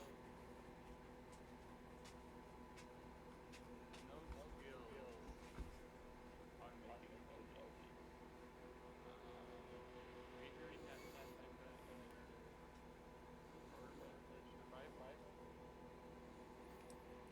Um, What would that call? Actually, basically, so like the fitting is not.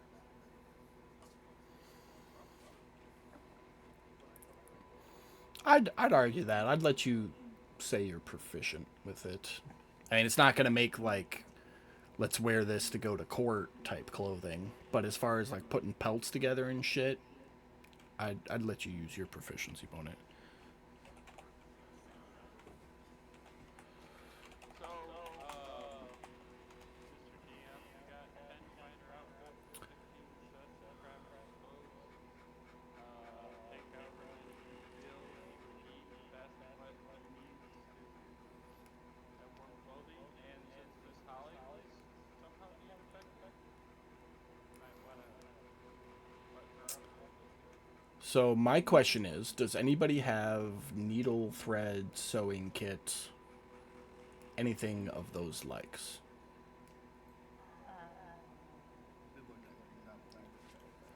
Because if you do not, you will not be able to make anything.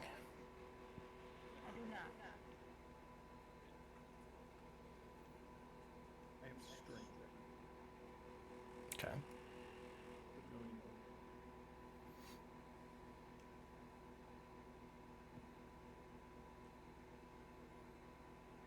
I mean, it doesn't say anything about needles, but I mean, I would wager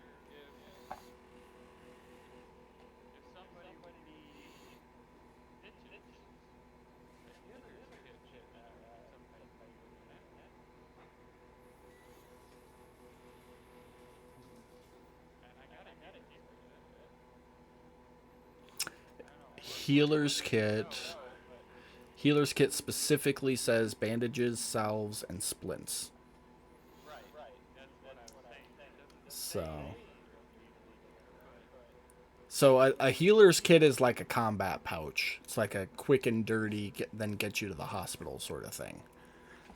So you wouldn't stop on a battlefield to give stitches. You'd splint the leg, wrap the arm, give him a quick shot of pain meds, and then get him off the battlefield. um, what about mending? I mean, if he uh, fasten some type of like old boots together, could I essentially use mending to try and I can use both clothes, right?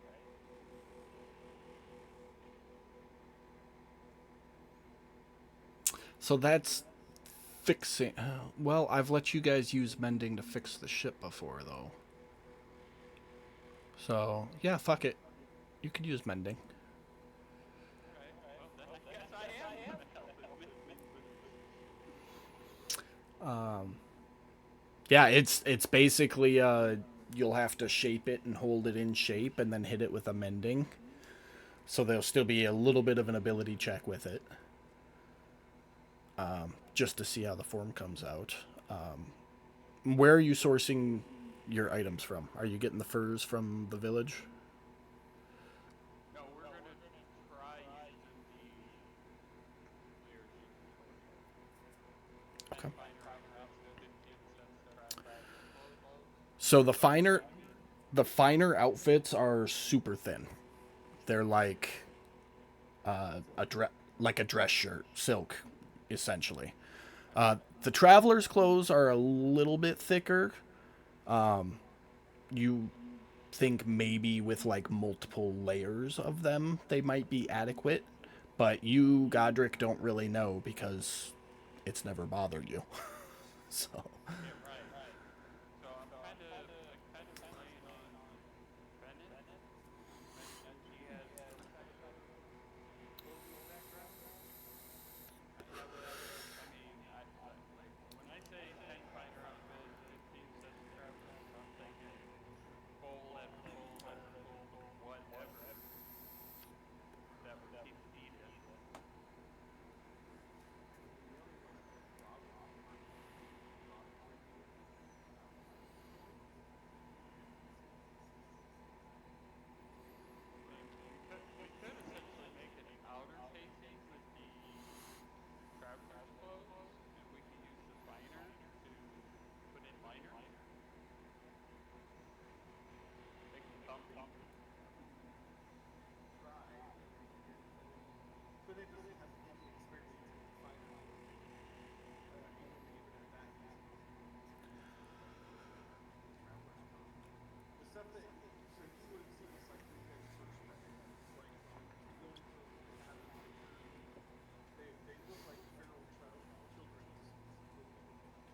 So, you ever seen like a Neolithic movie where the cavemen basically make like a fur rug and then they shove branches in it to make like a ghillie suit, and that's how they get close to the mammoths? That's essentially what Fennin can make. He can make piece together like Bitch Slap's rat cloak from the old Wednesday campaign. Yeah, yeah. Wait, I just had another idea. Okay, so for some reason I don't have access to what is this? Is it D&D Spelljammer Astrophysics guide? Okay. So I can't pull up the information for the fish suit. So it is a bulky suit which fully encase. Here, I'll just put it in the chat. Basically, it's a diver suit.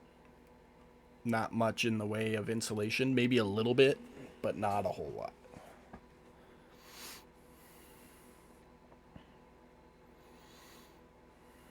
Okay. Well, what I was thinking was we have a portable suit. Essentially, we could move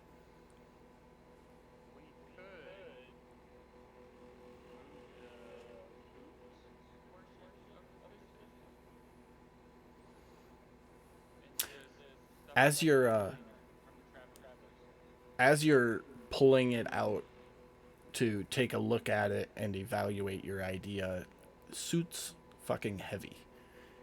It's meant to be used in a zero gravity situation. So while it might work insulation wise, it very likely might slow people down or make them not as dexterous while wearing it. Okay.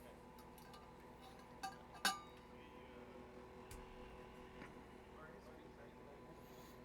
Oh yeah. okay.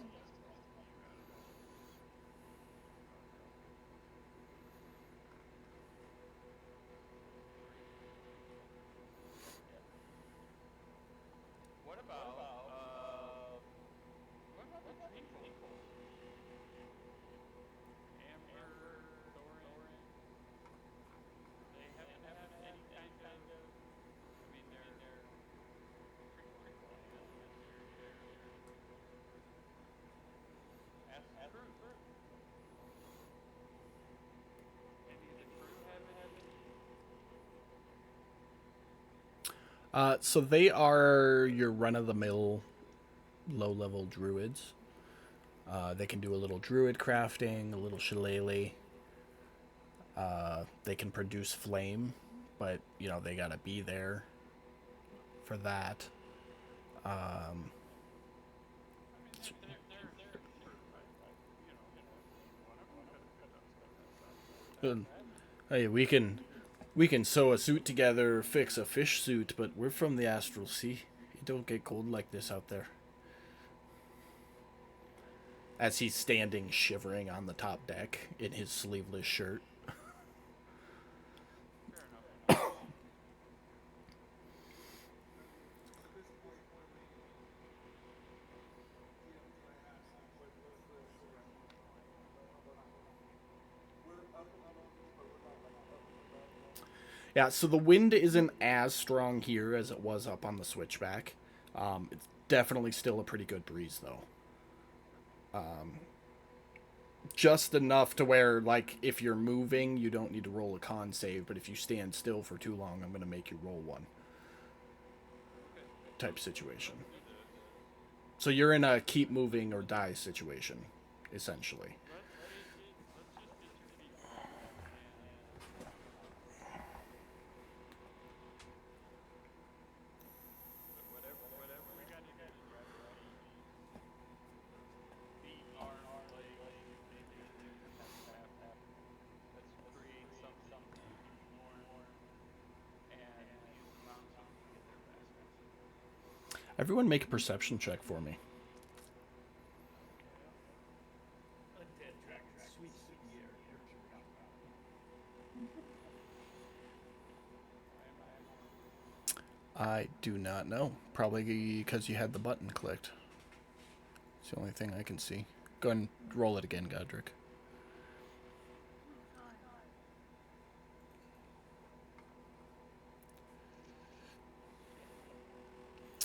Uh, Fitz, Fluffy, and Fennin. Yes, please.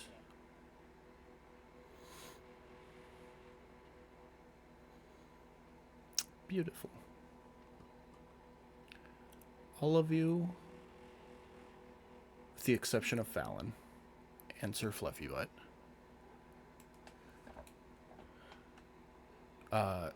you hear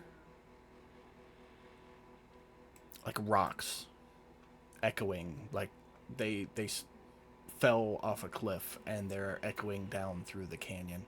And you all look up at the cave entrance and see it's on the world map. You all see this dragon. The Technicolor dream coat of dragons, multiple colors auraing and radiating off of it. Godric, you are able to see that the physical features of the dragon are exactly as you remember them. It's just the color that's changed. And the dragon stands there at the top of that switchback for a second, looks down, looks around, kind of scanning its surroundings before you think its eyes lock on your ship. And then it takes off in flight.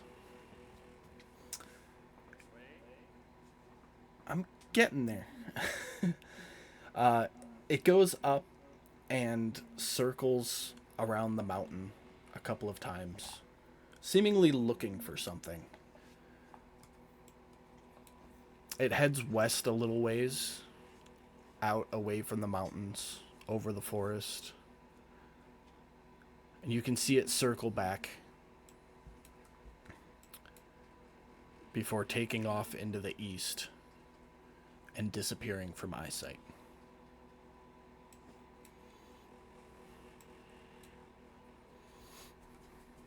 Okay, after seeing that, I say let's get this food thing figured out ASAP and get to the mountain and let's get to that cave while it's gone. I'd rather catch her on surprise comes back. We don't know what for. We don't know how long it's been gone. We need to go now.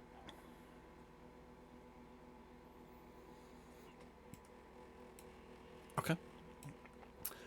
So you spend 10 minutes or so getting strips of, I'm assuming, the traveler's clothes, because that's the heavier of the two, and wrapping feet, hands, forearms, whatever. And then you guys are going to do your horses.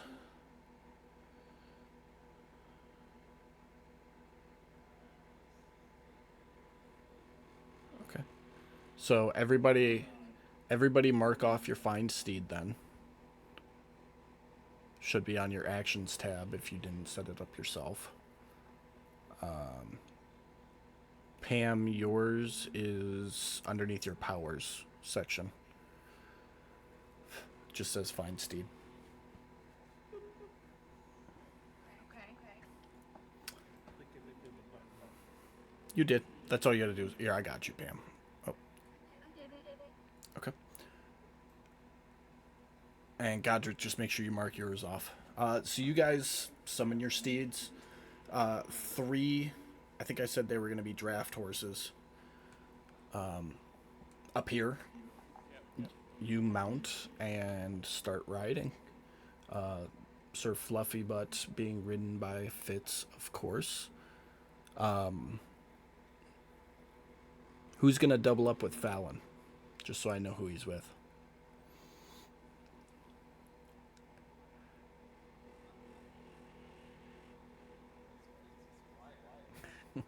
Intern.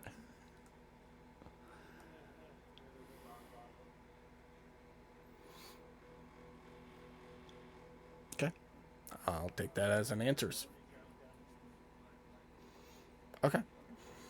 So he will hop on and hold on like an old pro, and you all take off up the mountainside. Riding, your feet are not in contact with the ground, so you lose much less body heat, and you do not need to make con saves. It takes about 2 hours to get up the mountain, keeping your eyes on the sky the entire time as you go. There's no sign of the dragon. He has not returned to the best of your knowledge. You make your way up the switchback to the mouth of the cave. What do you want to do? Is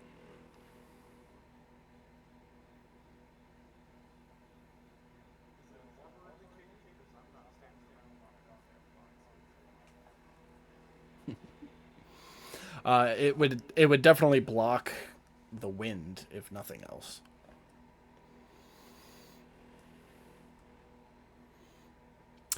Before you guys do anything, actually, make perception checks for me.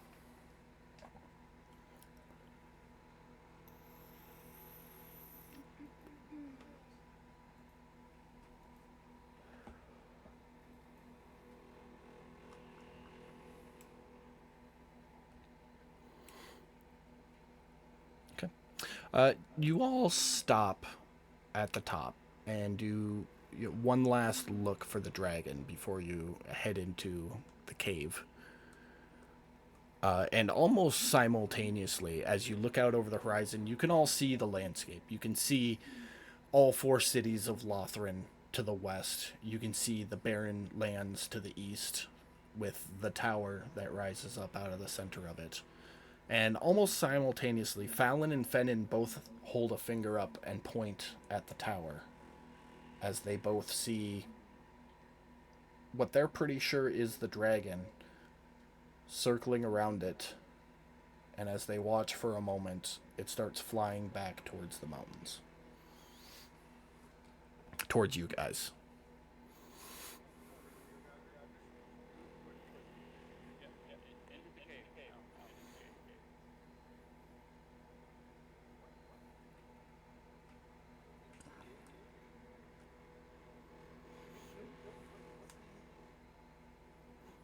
Okay. The cave is pretty basic. You walk in, you can see four ice pillars traveling upwards and attaching. In the center of the ceiling, it is open, as if this was once, long time ago, a volcano that has since frozen over.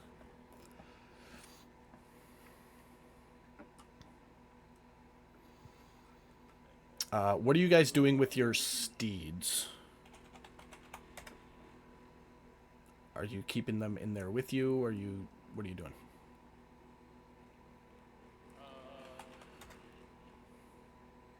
We know he came into this cave, so I want to try and grab Demon Okay. so we can facilitate some type of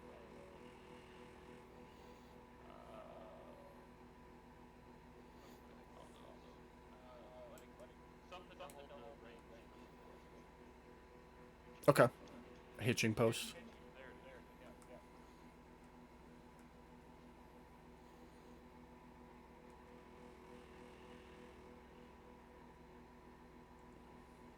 If we leave them outside, he's gonna go over here. And they'll be subject to the outside fence. Yeah. Um, you recall Fennin has a pitten, which can easily be put into the ice, and then you can run a rope line to hitch the horses to.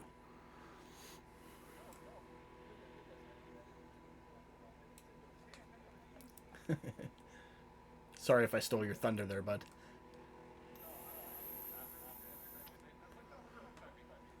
Here you go. I'm gonna ask you something. This is weird, nostalgic question.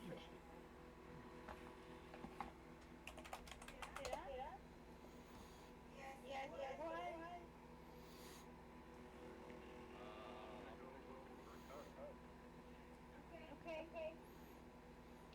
Remind me what this ritual was again, Miss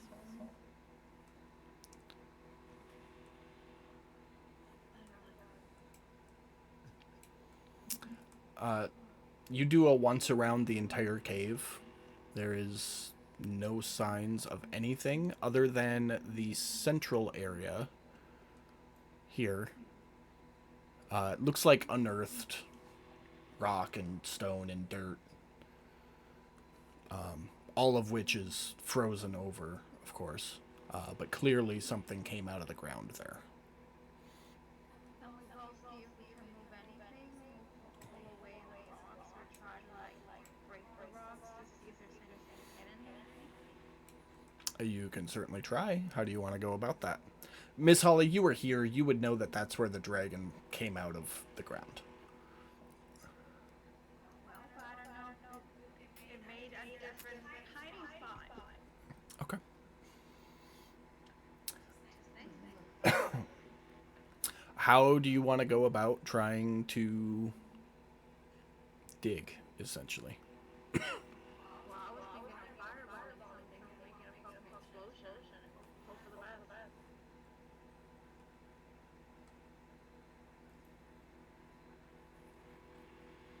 I didn't ask how big my son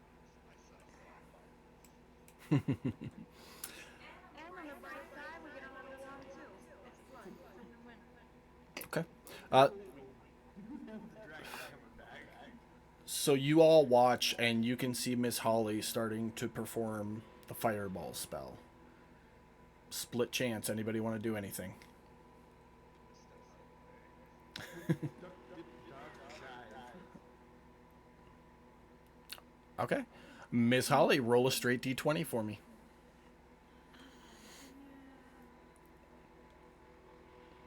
You know, when I covered subclasses with you, you were so excited to play a wild magic sorceress. Yup, exactly.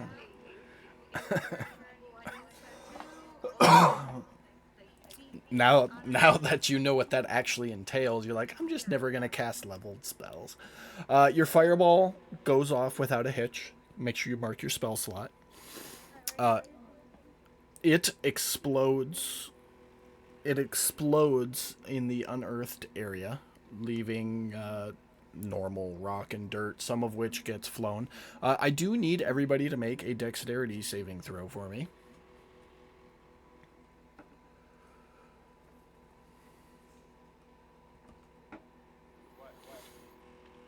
For giant icicles falling from the ceiling.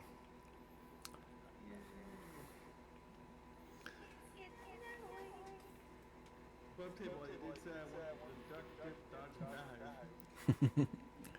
I need one from you too, Miss Holly. Anything can happen. Can get hurt. Shield master. Yeah. And Sir Fluffy Butt as well, please. Beautiful. So you all kind of jump out of the way as a big icicle lands right in the center of your little huddle. And you hear and Miss Holly and Fennin, you know that meant your horses got hit and went poof, and only one of your steeds remains.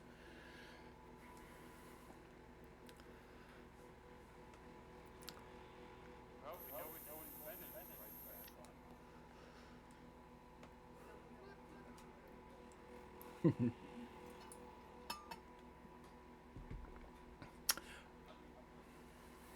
Well, we could put you on the draft horse. We could put Miss Holly on her butterbutt. I mean, it's a hike back.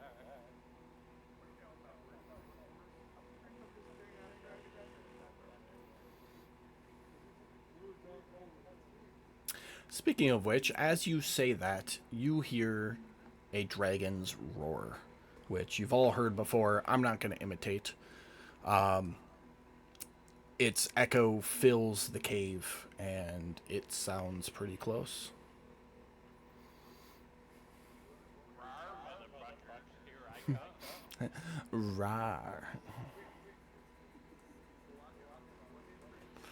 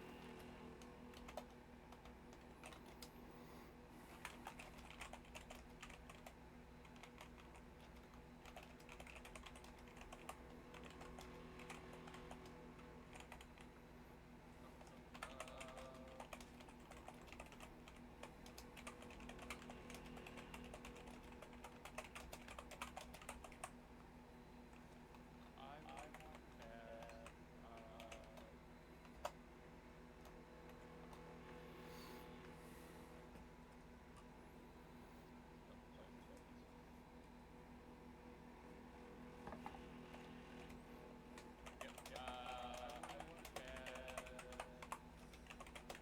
I want to cast my Guardians of Nature. Okay. Roll. Is that a concentration spell? Yes. Okay. Make a. No, Com- no, it's not. I'm sorry. it's not? The Okay. other spell Never mind. is.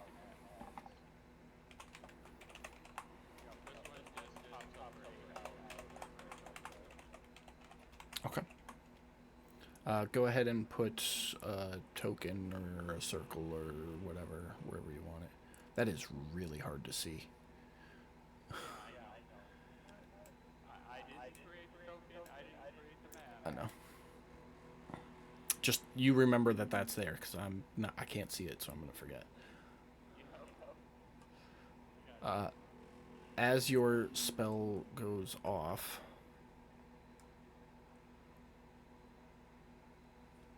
so you would all see Godric cast his spell and then like wince a little bit.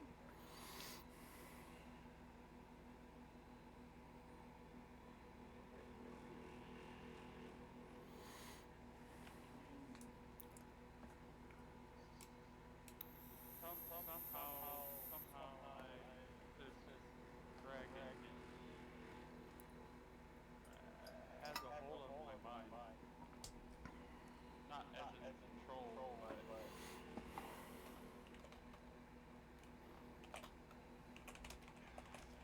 I hear things and it hurts. This has been happening for months now, but it's getting worse now that you're here. I'm gonna scream out. If you know where I'm at, then come and get it.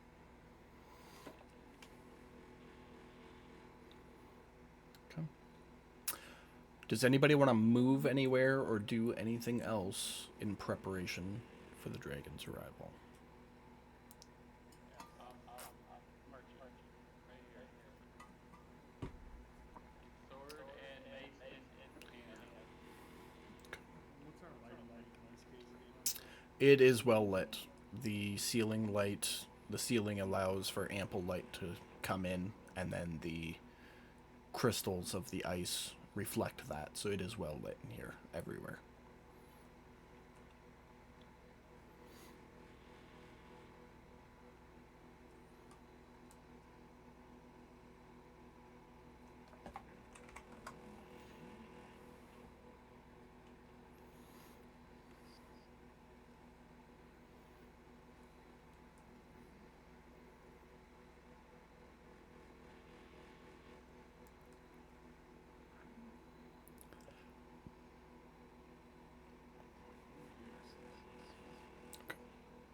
Miss Holly, any movement for you? Can I try? No, never mind. Actually, can I change that to back here instead? Sure can.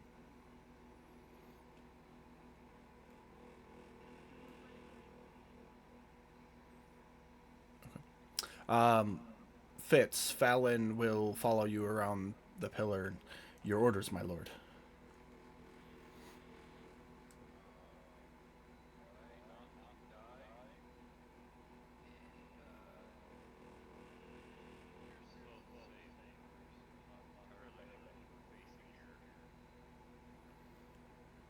Sir, you can. You watch as he sheathes his sword, puts his shield on his back, and takes out his bow. Seems like a very nice device. Well, you did say dragon, and I think I know enough to know not to get very close to it. Can I take one more action? Yeah? You guys can do pretty much whatever you want until something happens. You can hear another dragon roar echoing through the cave, though. Louder than last time, indicating it's getting closer. I will pull my bow, knock an arrow and see if I have anything special. So is that only a 5 damage? Special arrow. No, but you did buy poisons, if I remember correctly. Yes, but those only last 1 minute. Let's see.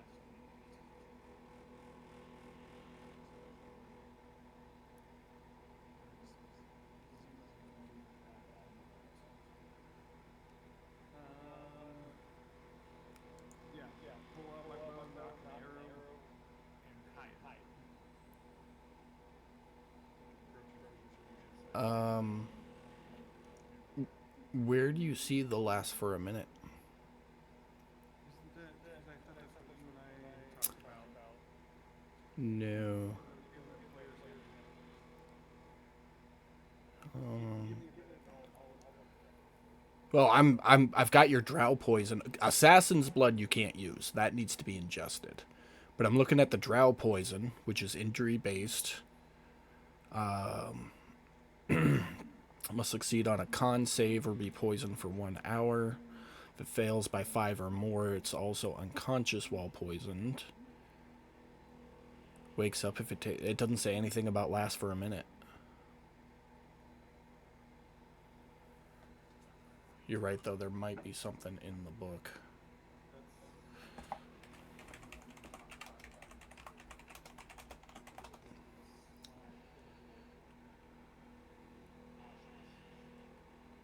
Yeah, right here. Once applied, the poison retains potency for 1 minute, or until its damage is unconscious prisoners. So that's for basic poison. Your drow poison will last forever. Rules as written.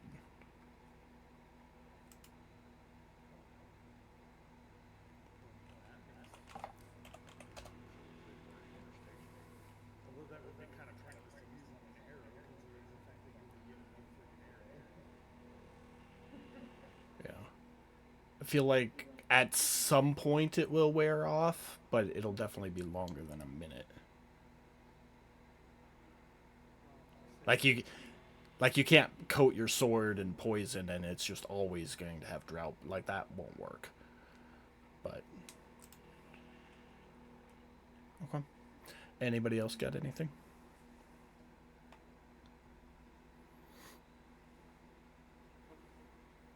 You all I had a question for you, Ryan. With 2100 increase in strength, can he carry me in bear form now? um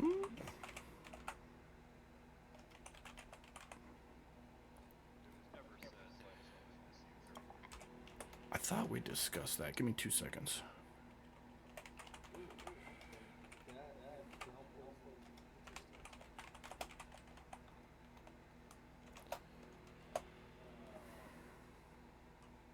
So according to this, injury poison can be applied to weapons, ammunition, trapped devices, other objects that deal piercing or slashing damage, and remains potent until the limit. Screwed, injured,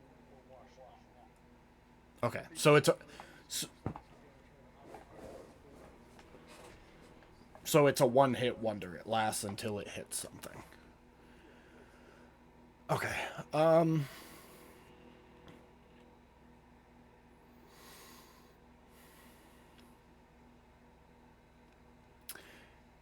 If I remember correctly, you need to be a medium or smaller creature to ride a horse, and when you shape change, you convert to a large creature. So that is a negative on that.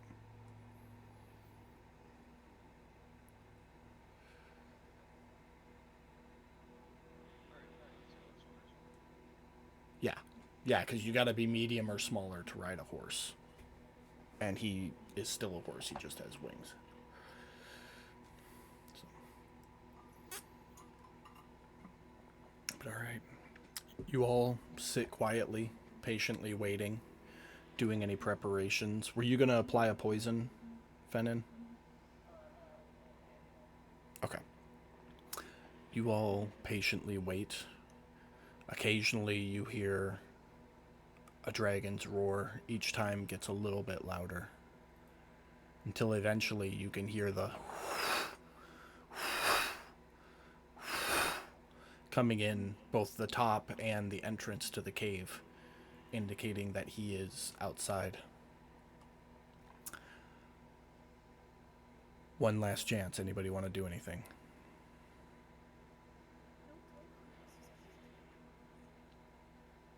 Okay. Miss Holly, I need you to make a dexterity saving throw.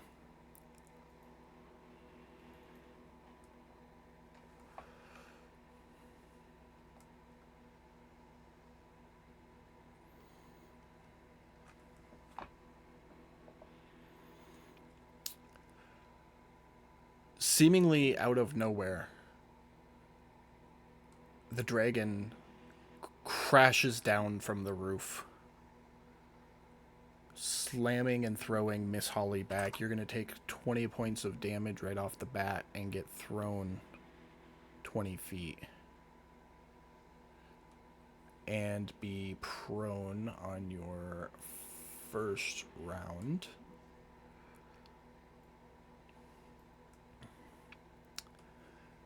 And as he lands, you'll hear a deep necrotic voice. So think like a zombie or a skeleton talking. More power for me. Very different from the voice you've been hearing in your head, Godric. And I need everybody to roll initiative. Whatever you say, you little bubblegum little dragon. I'm gonna ask, but I will completely defer to what you say with no argument.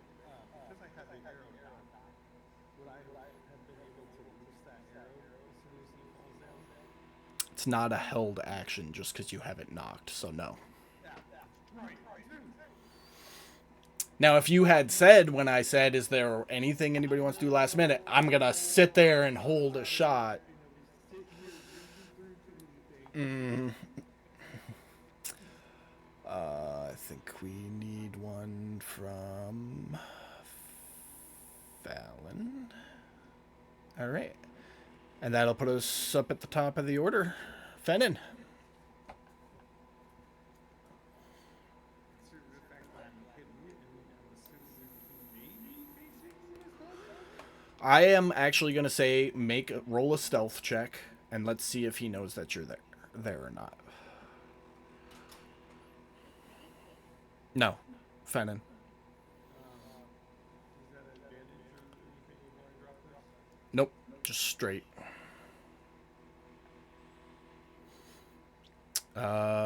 He is looking at Miss Holly. So as far as you know, you are hidden. Above table, you're hidden. I'm gonna do what my guy's gonna do. Obviously, launch an arrow at him. So I'm gonna say for line of sight purposes, he'll pop 5 or 10 feet this way to get line of sight on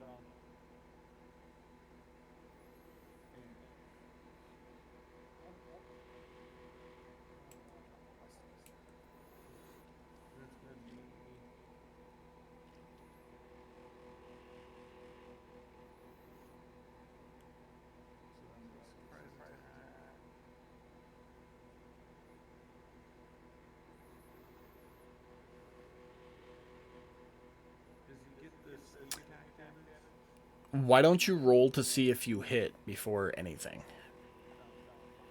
Before we go through your laundry list. Yeah. I'll just leave it on for now, but roll to see if you hit.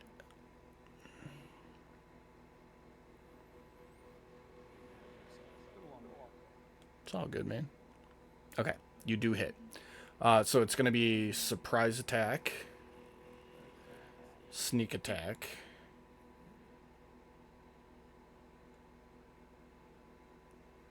your dread ambusher is on your second attack. Yeah, you're not dropping the sneak attack stuff.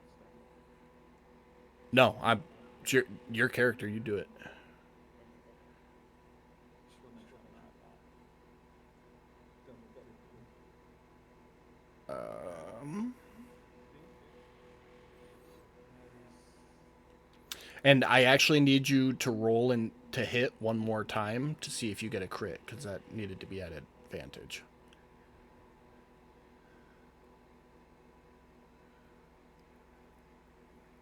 Okay. It does still hit, though.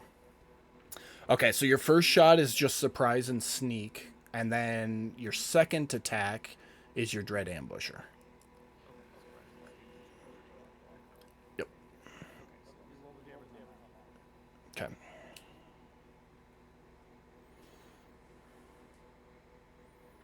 $31 partially resisted to 15. Okay.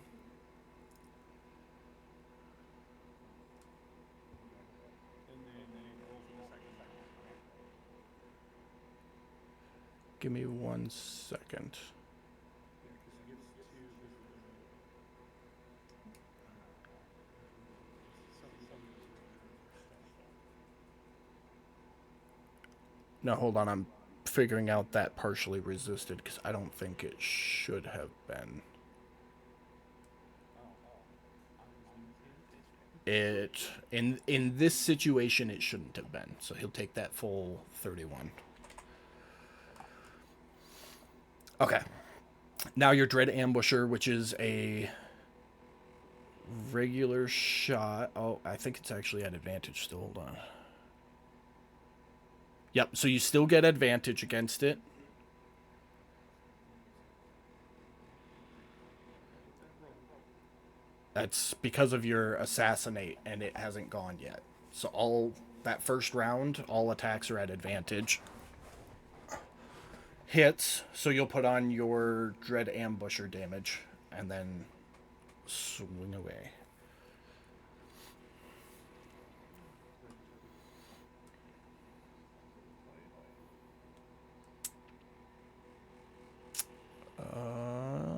It does not. Yeah, I thought I could cheat. It's alright. You get the hang of it. So that's another 13, which it will take all of. It's not recognizing your bow the way it needs to. That's why it keeps resisting. So Anyways, with those two attacks, he's gonna hit back on okay. and do hi. Go ahead and roll a stealth check. That should be his bonus action. Yep.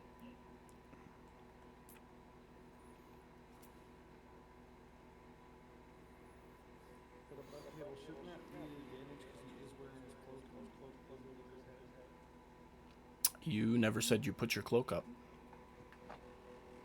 Told you we were out wandering around. That was out when you were wandering around. He did say he put his cloak in his smock or whatever it was last night. Give me a second. Give me a second. Hold on.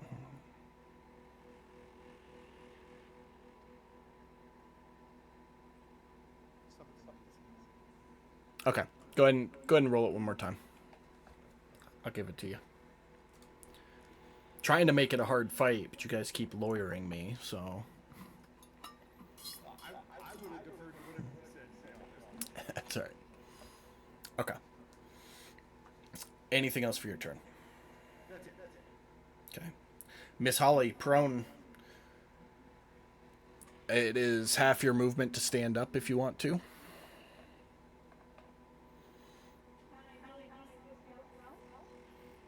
Yeah, what do you want? Tell me what you want to do. I'm gonna do a firestorm on him. Okay. While you're laying on the ground. Yep. Beautiful. I love it. Roll that straight d20 first. Hey, DM, I'm gonna roll another stealth check because I realize I threw your perception out instead. Okay. Oh, it was almost a 1. You know what? All right. You're still hidden. All right. Storm.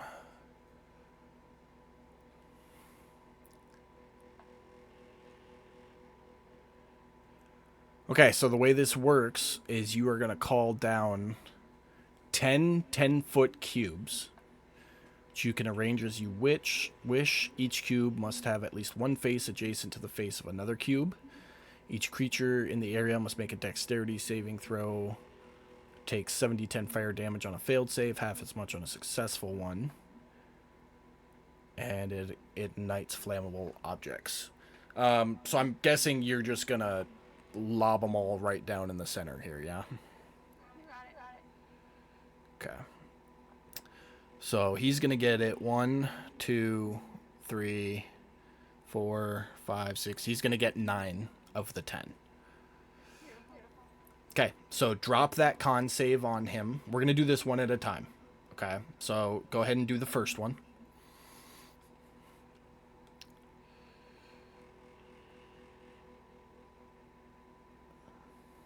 Constitution save on him. So underneath the firestorm spell, there's the save, the dex DC 20. Drop. Yeah. Here, I'll target him for you. Yeah. There you go.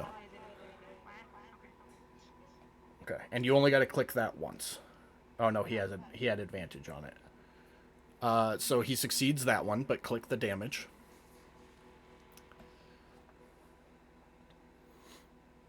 Okay. And go ahead with the next one. You're going to do that 8 more times, just like that. Okay.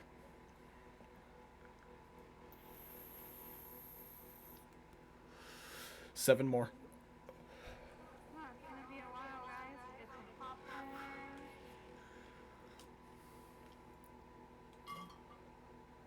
Jesus. Same. That was 3. 6 more.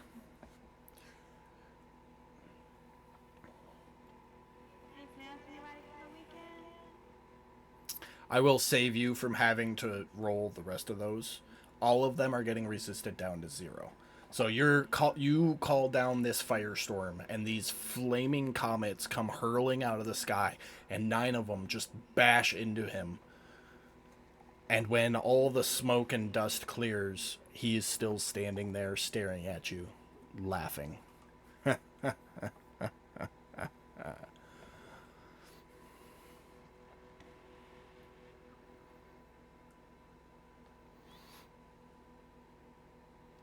And you're still lying prone on the ground. What do you have for the rest of your turn? I'm not too sure. I'm not doing anything else. So next turn. Okay. You're not going to get up, move. Well, if I move anywhere, I'm gonna be at this, Let's stay right there. Okay. Fits.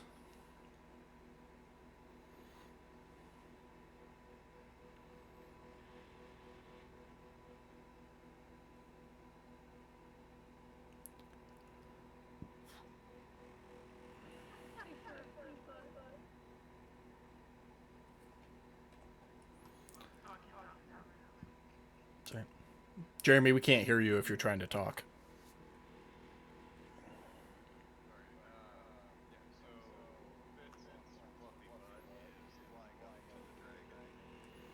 Okay. With a fly speed of 70, you'll be able to get right up next to him there. You will not get mounted advantage on these attacks. I think we've covered that. And Sir Fluffy Butt will get 1 of his attacks. while you're mounted on him.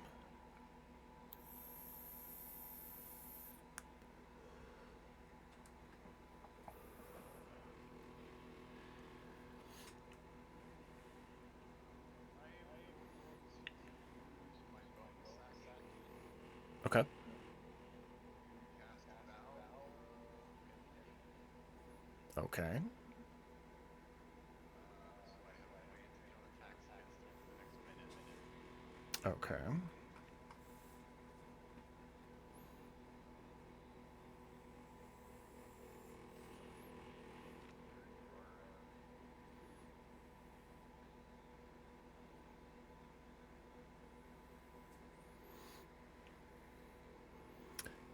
And then does that have...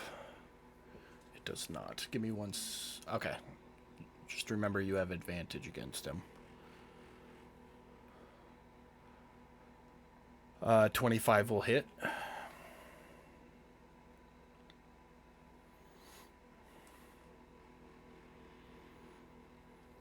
17 resisted down to 10. Let me double check that. Give me 1 second. Yep, let me see if it is resistant here. Yep. Which you kind of would have pieced together after the firestorm scenario.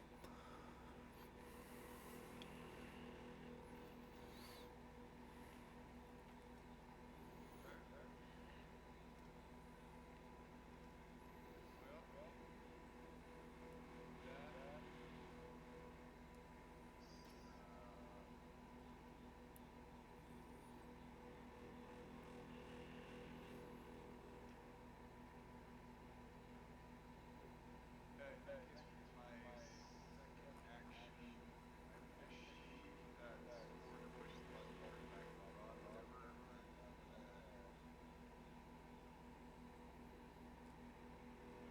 grab out my longsword. Okay. And looks like the end of my turn. Okay. At the end of your turn is going to use a legendary action.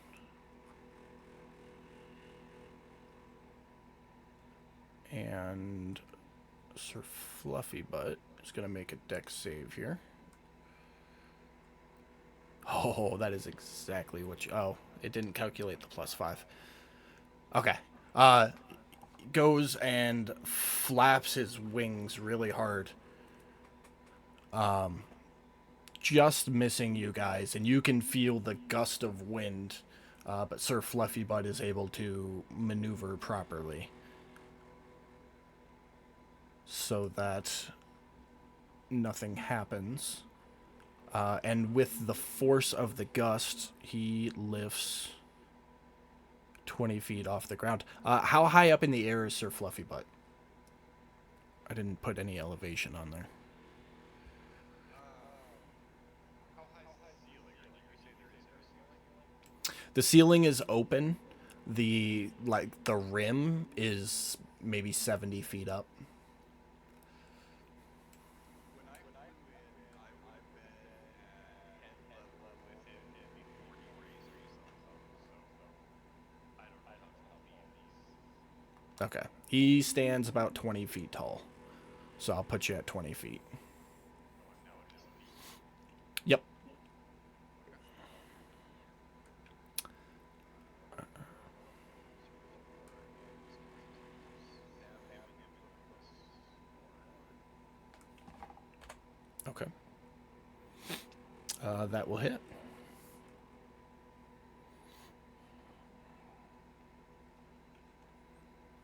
15 points of damage. Eh. That's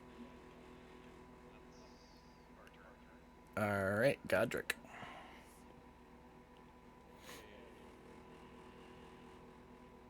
Okay. So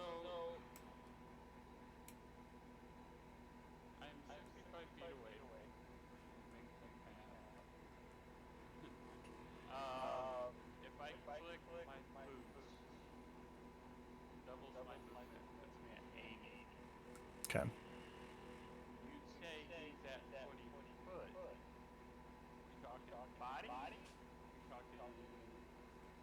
center mat. It's 20 feet from his feet to the ground. Okay. So you would have to make a 20-foot vertical jump to be able to touch him. Okay. I'm not sure if I can get that high. I don't think so. I would have to look up the high jump rules.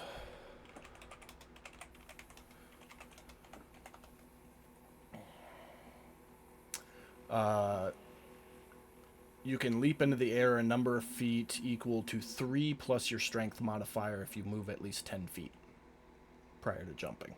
So I don't think you can hit 20. No. 3 plus my strength is 5. So Yeah. okay.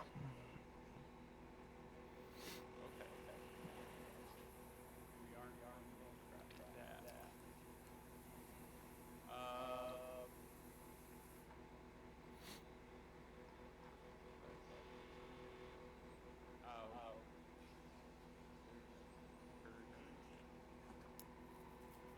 So I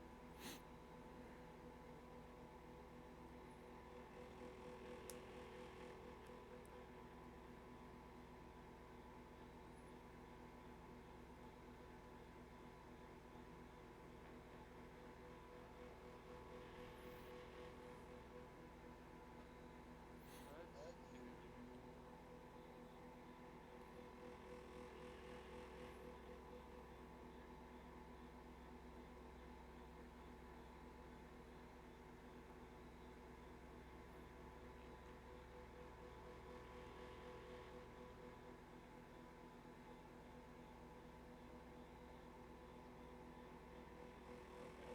So spiritual weapon.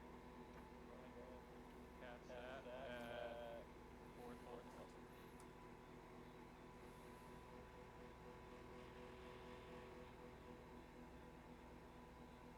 Okay. At his hit level. 20 feet up. Yeah. Got it. Okay.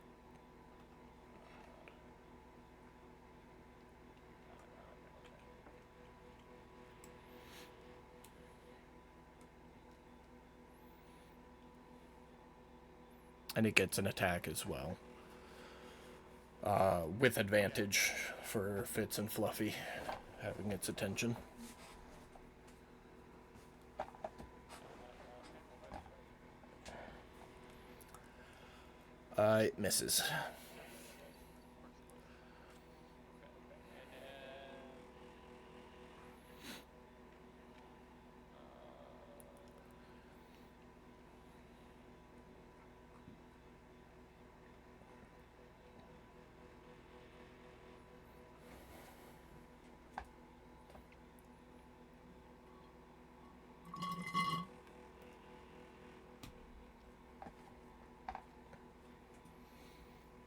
and then we are going to. He is wounded, right? He has been hit, yes. Yeah. Okay. So I should be able to kill the dead. And get the more damage, yeah. Yeah. Yep. If it works. But yeah. It does. Of course it's working. Why was that at advantage? I don't know. You want me to roll it again? No, he succeeded either way. Would have succeeded either way, but I don't know why that was an advantage. So I don't either. okay, I got him targeted. I got light. Here, I'm gonna throw it just for shits and giggles and see if it. yeah, did it again. Yeah, I have nothing selected on mine, so I don't know. unless maybe he's Unless you have an item. Well, that would only it would just double the damage if that were the case. But if you have an item that gives you advantage, I don't know. We'll look at it later. I'll look at it later. okay. Uh, that's it for your turn. That's it. Okay, at the end of your turn, it's going to use another legendary action to make a tail attack at Sir Fluffybutt. Hits.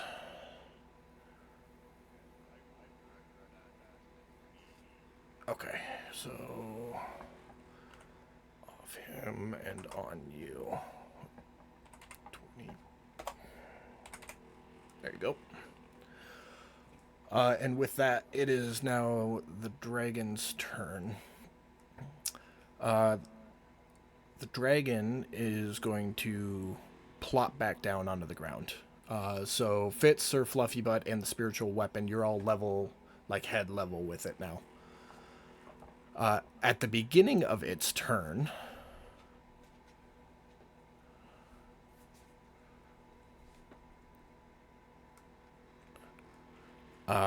it goes and like shakes itself.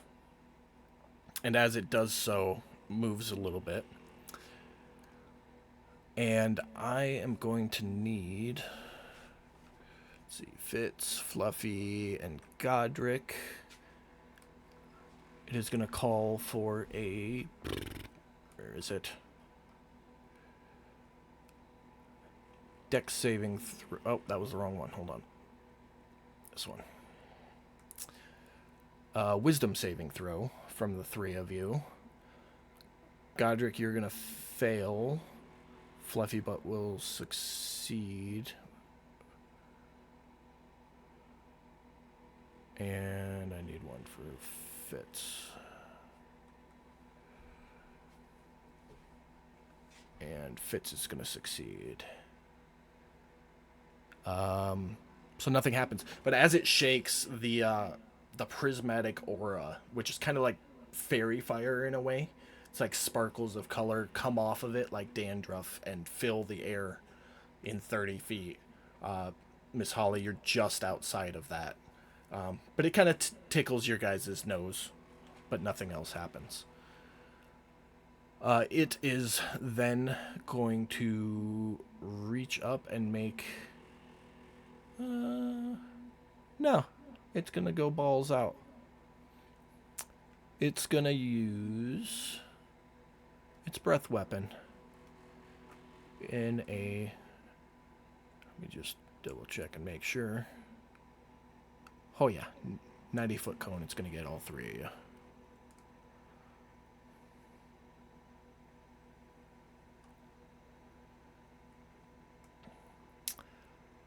And it is going to be.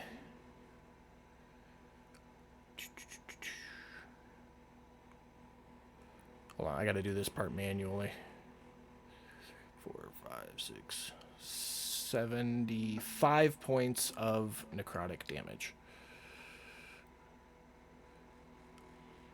Fitz, you're resistant to necrotic, right? Yes. Okay, I gotta do math.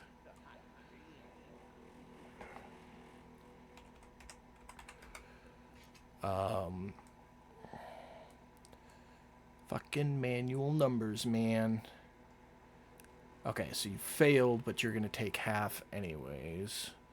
So that'll be 37 points for you.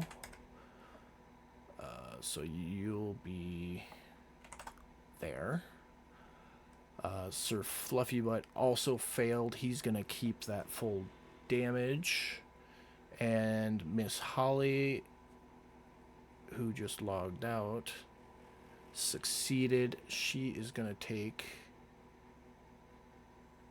the half, which is 37. Assistant, shut down my computer. Okay, just sitting here. We're almost done. Okay. I can't sit. I'll just stand here. And that will end his turn, bringing us to Fallon, who 5, 10, 15, 20, 25 is going to step to right there.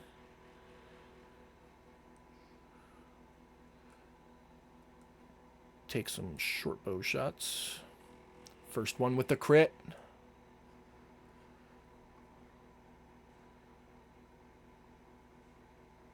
He did hit crit, right? Yeah, okay.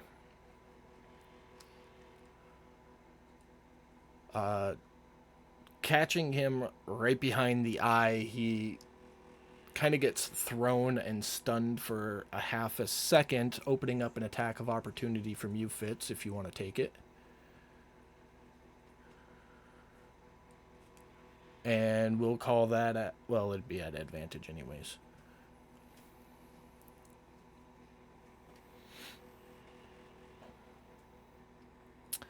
That hits.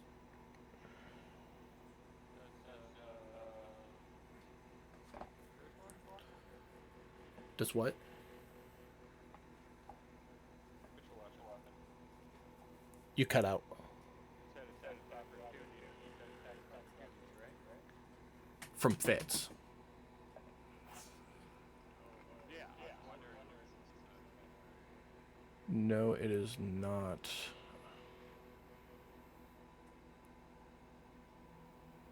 I'll get that fixed.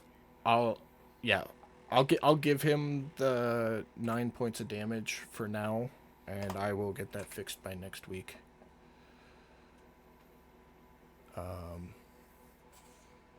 Roll. I was dealing with stuff on Twitch, so I wasn't sure what the attack of opportunity was coming from.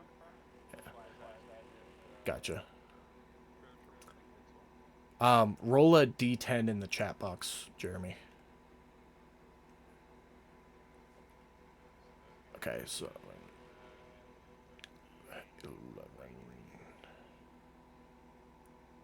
So another 17. Okay, good. And that finishes the first 6 seconds of fuckery in the ice cave, bringing us to 12:03 and ending the session for the night. Awesome. Waka, waka, waka. But all right, thanks everybody for coming out to watch the stream. Make sure you tune in next week to see how the rest of this goes, and tune in Sunday for Waters of the Deep, and Wednesday for Curse of Strahd, and we'll see you back here next week. Bye, everybody.